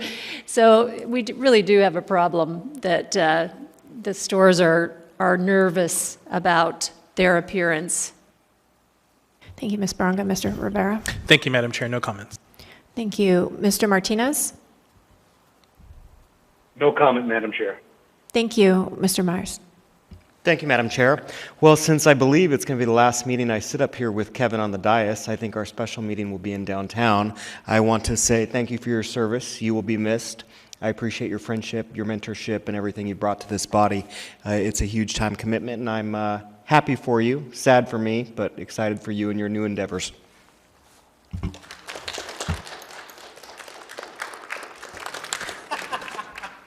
With that, let's entertain a motion to adjourn. So moved. We are adjourned.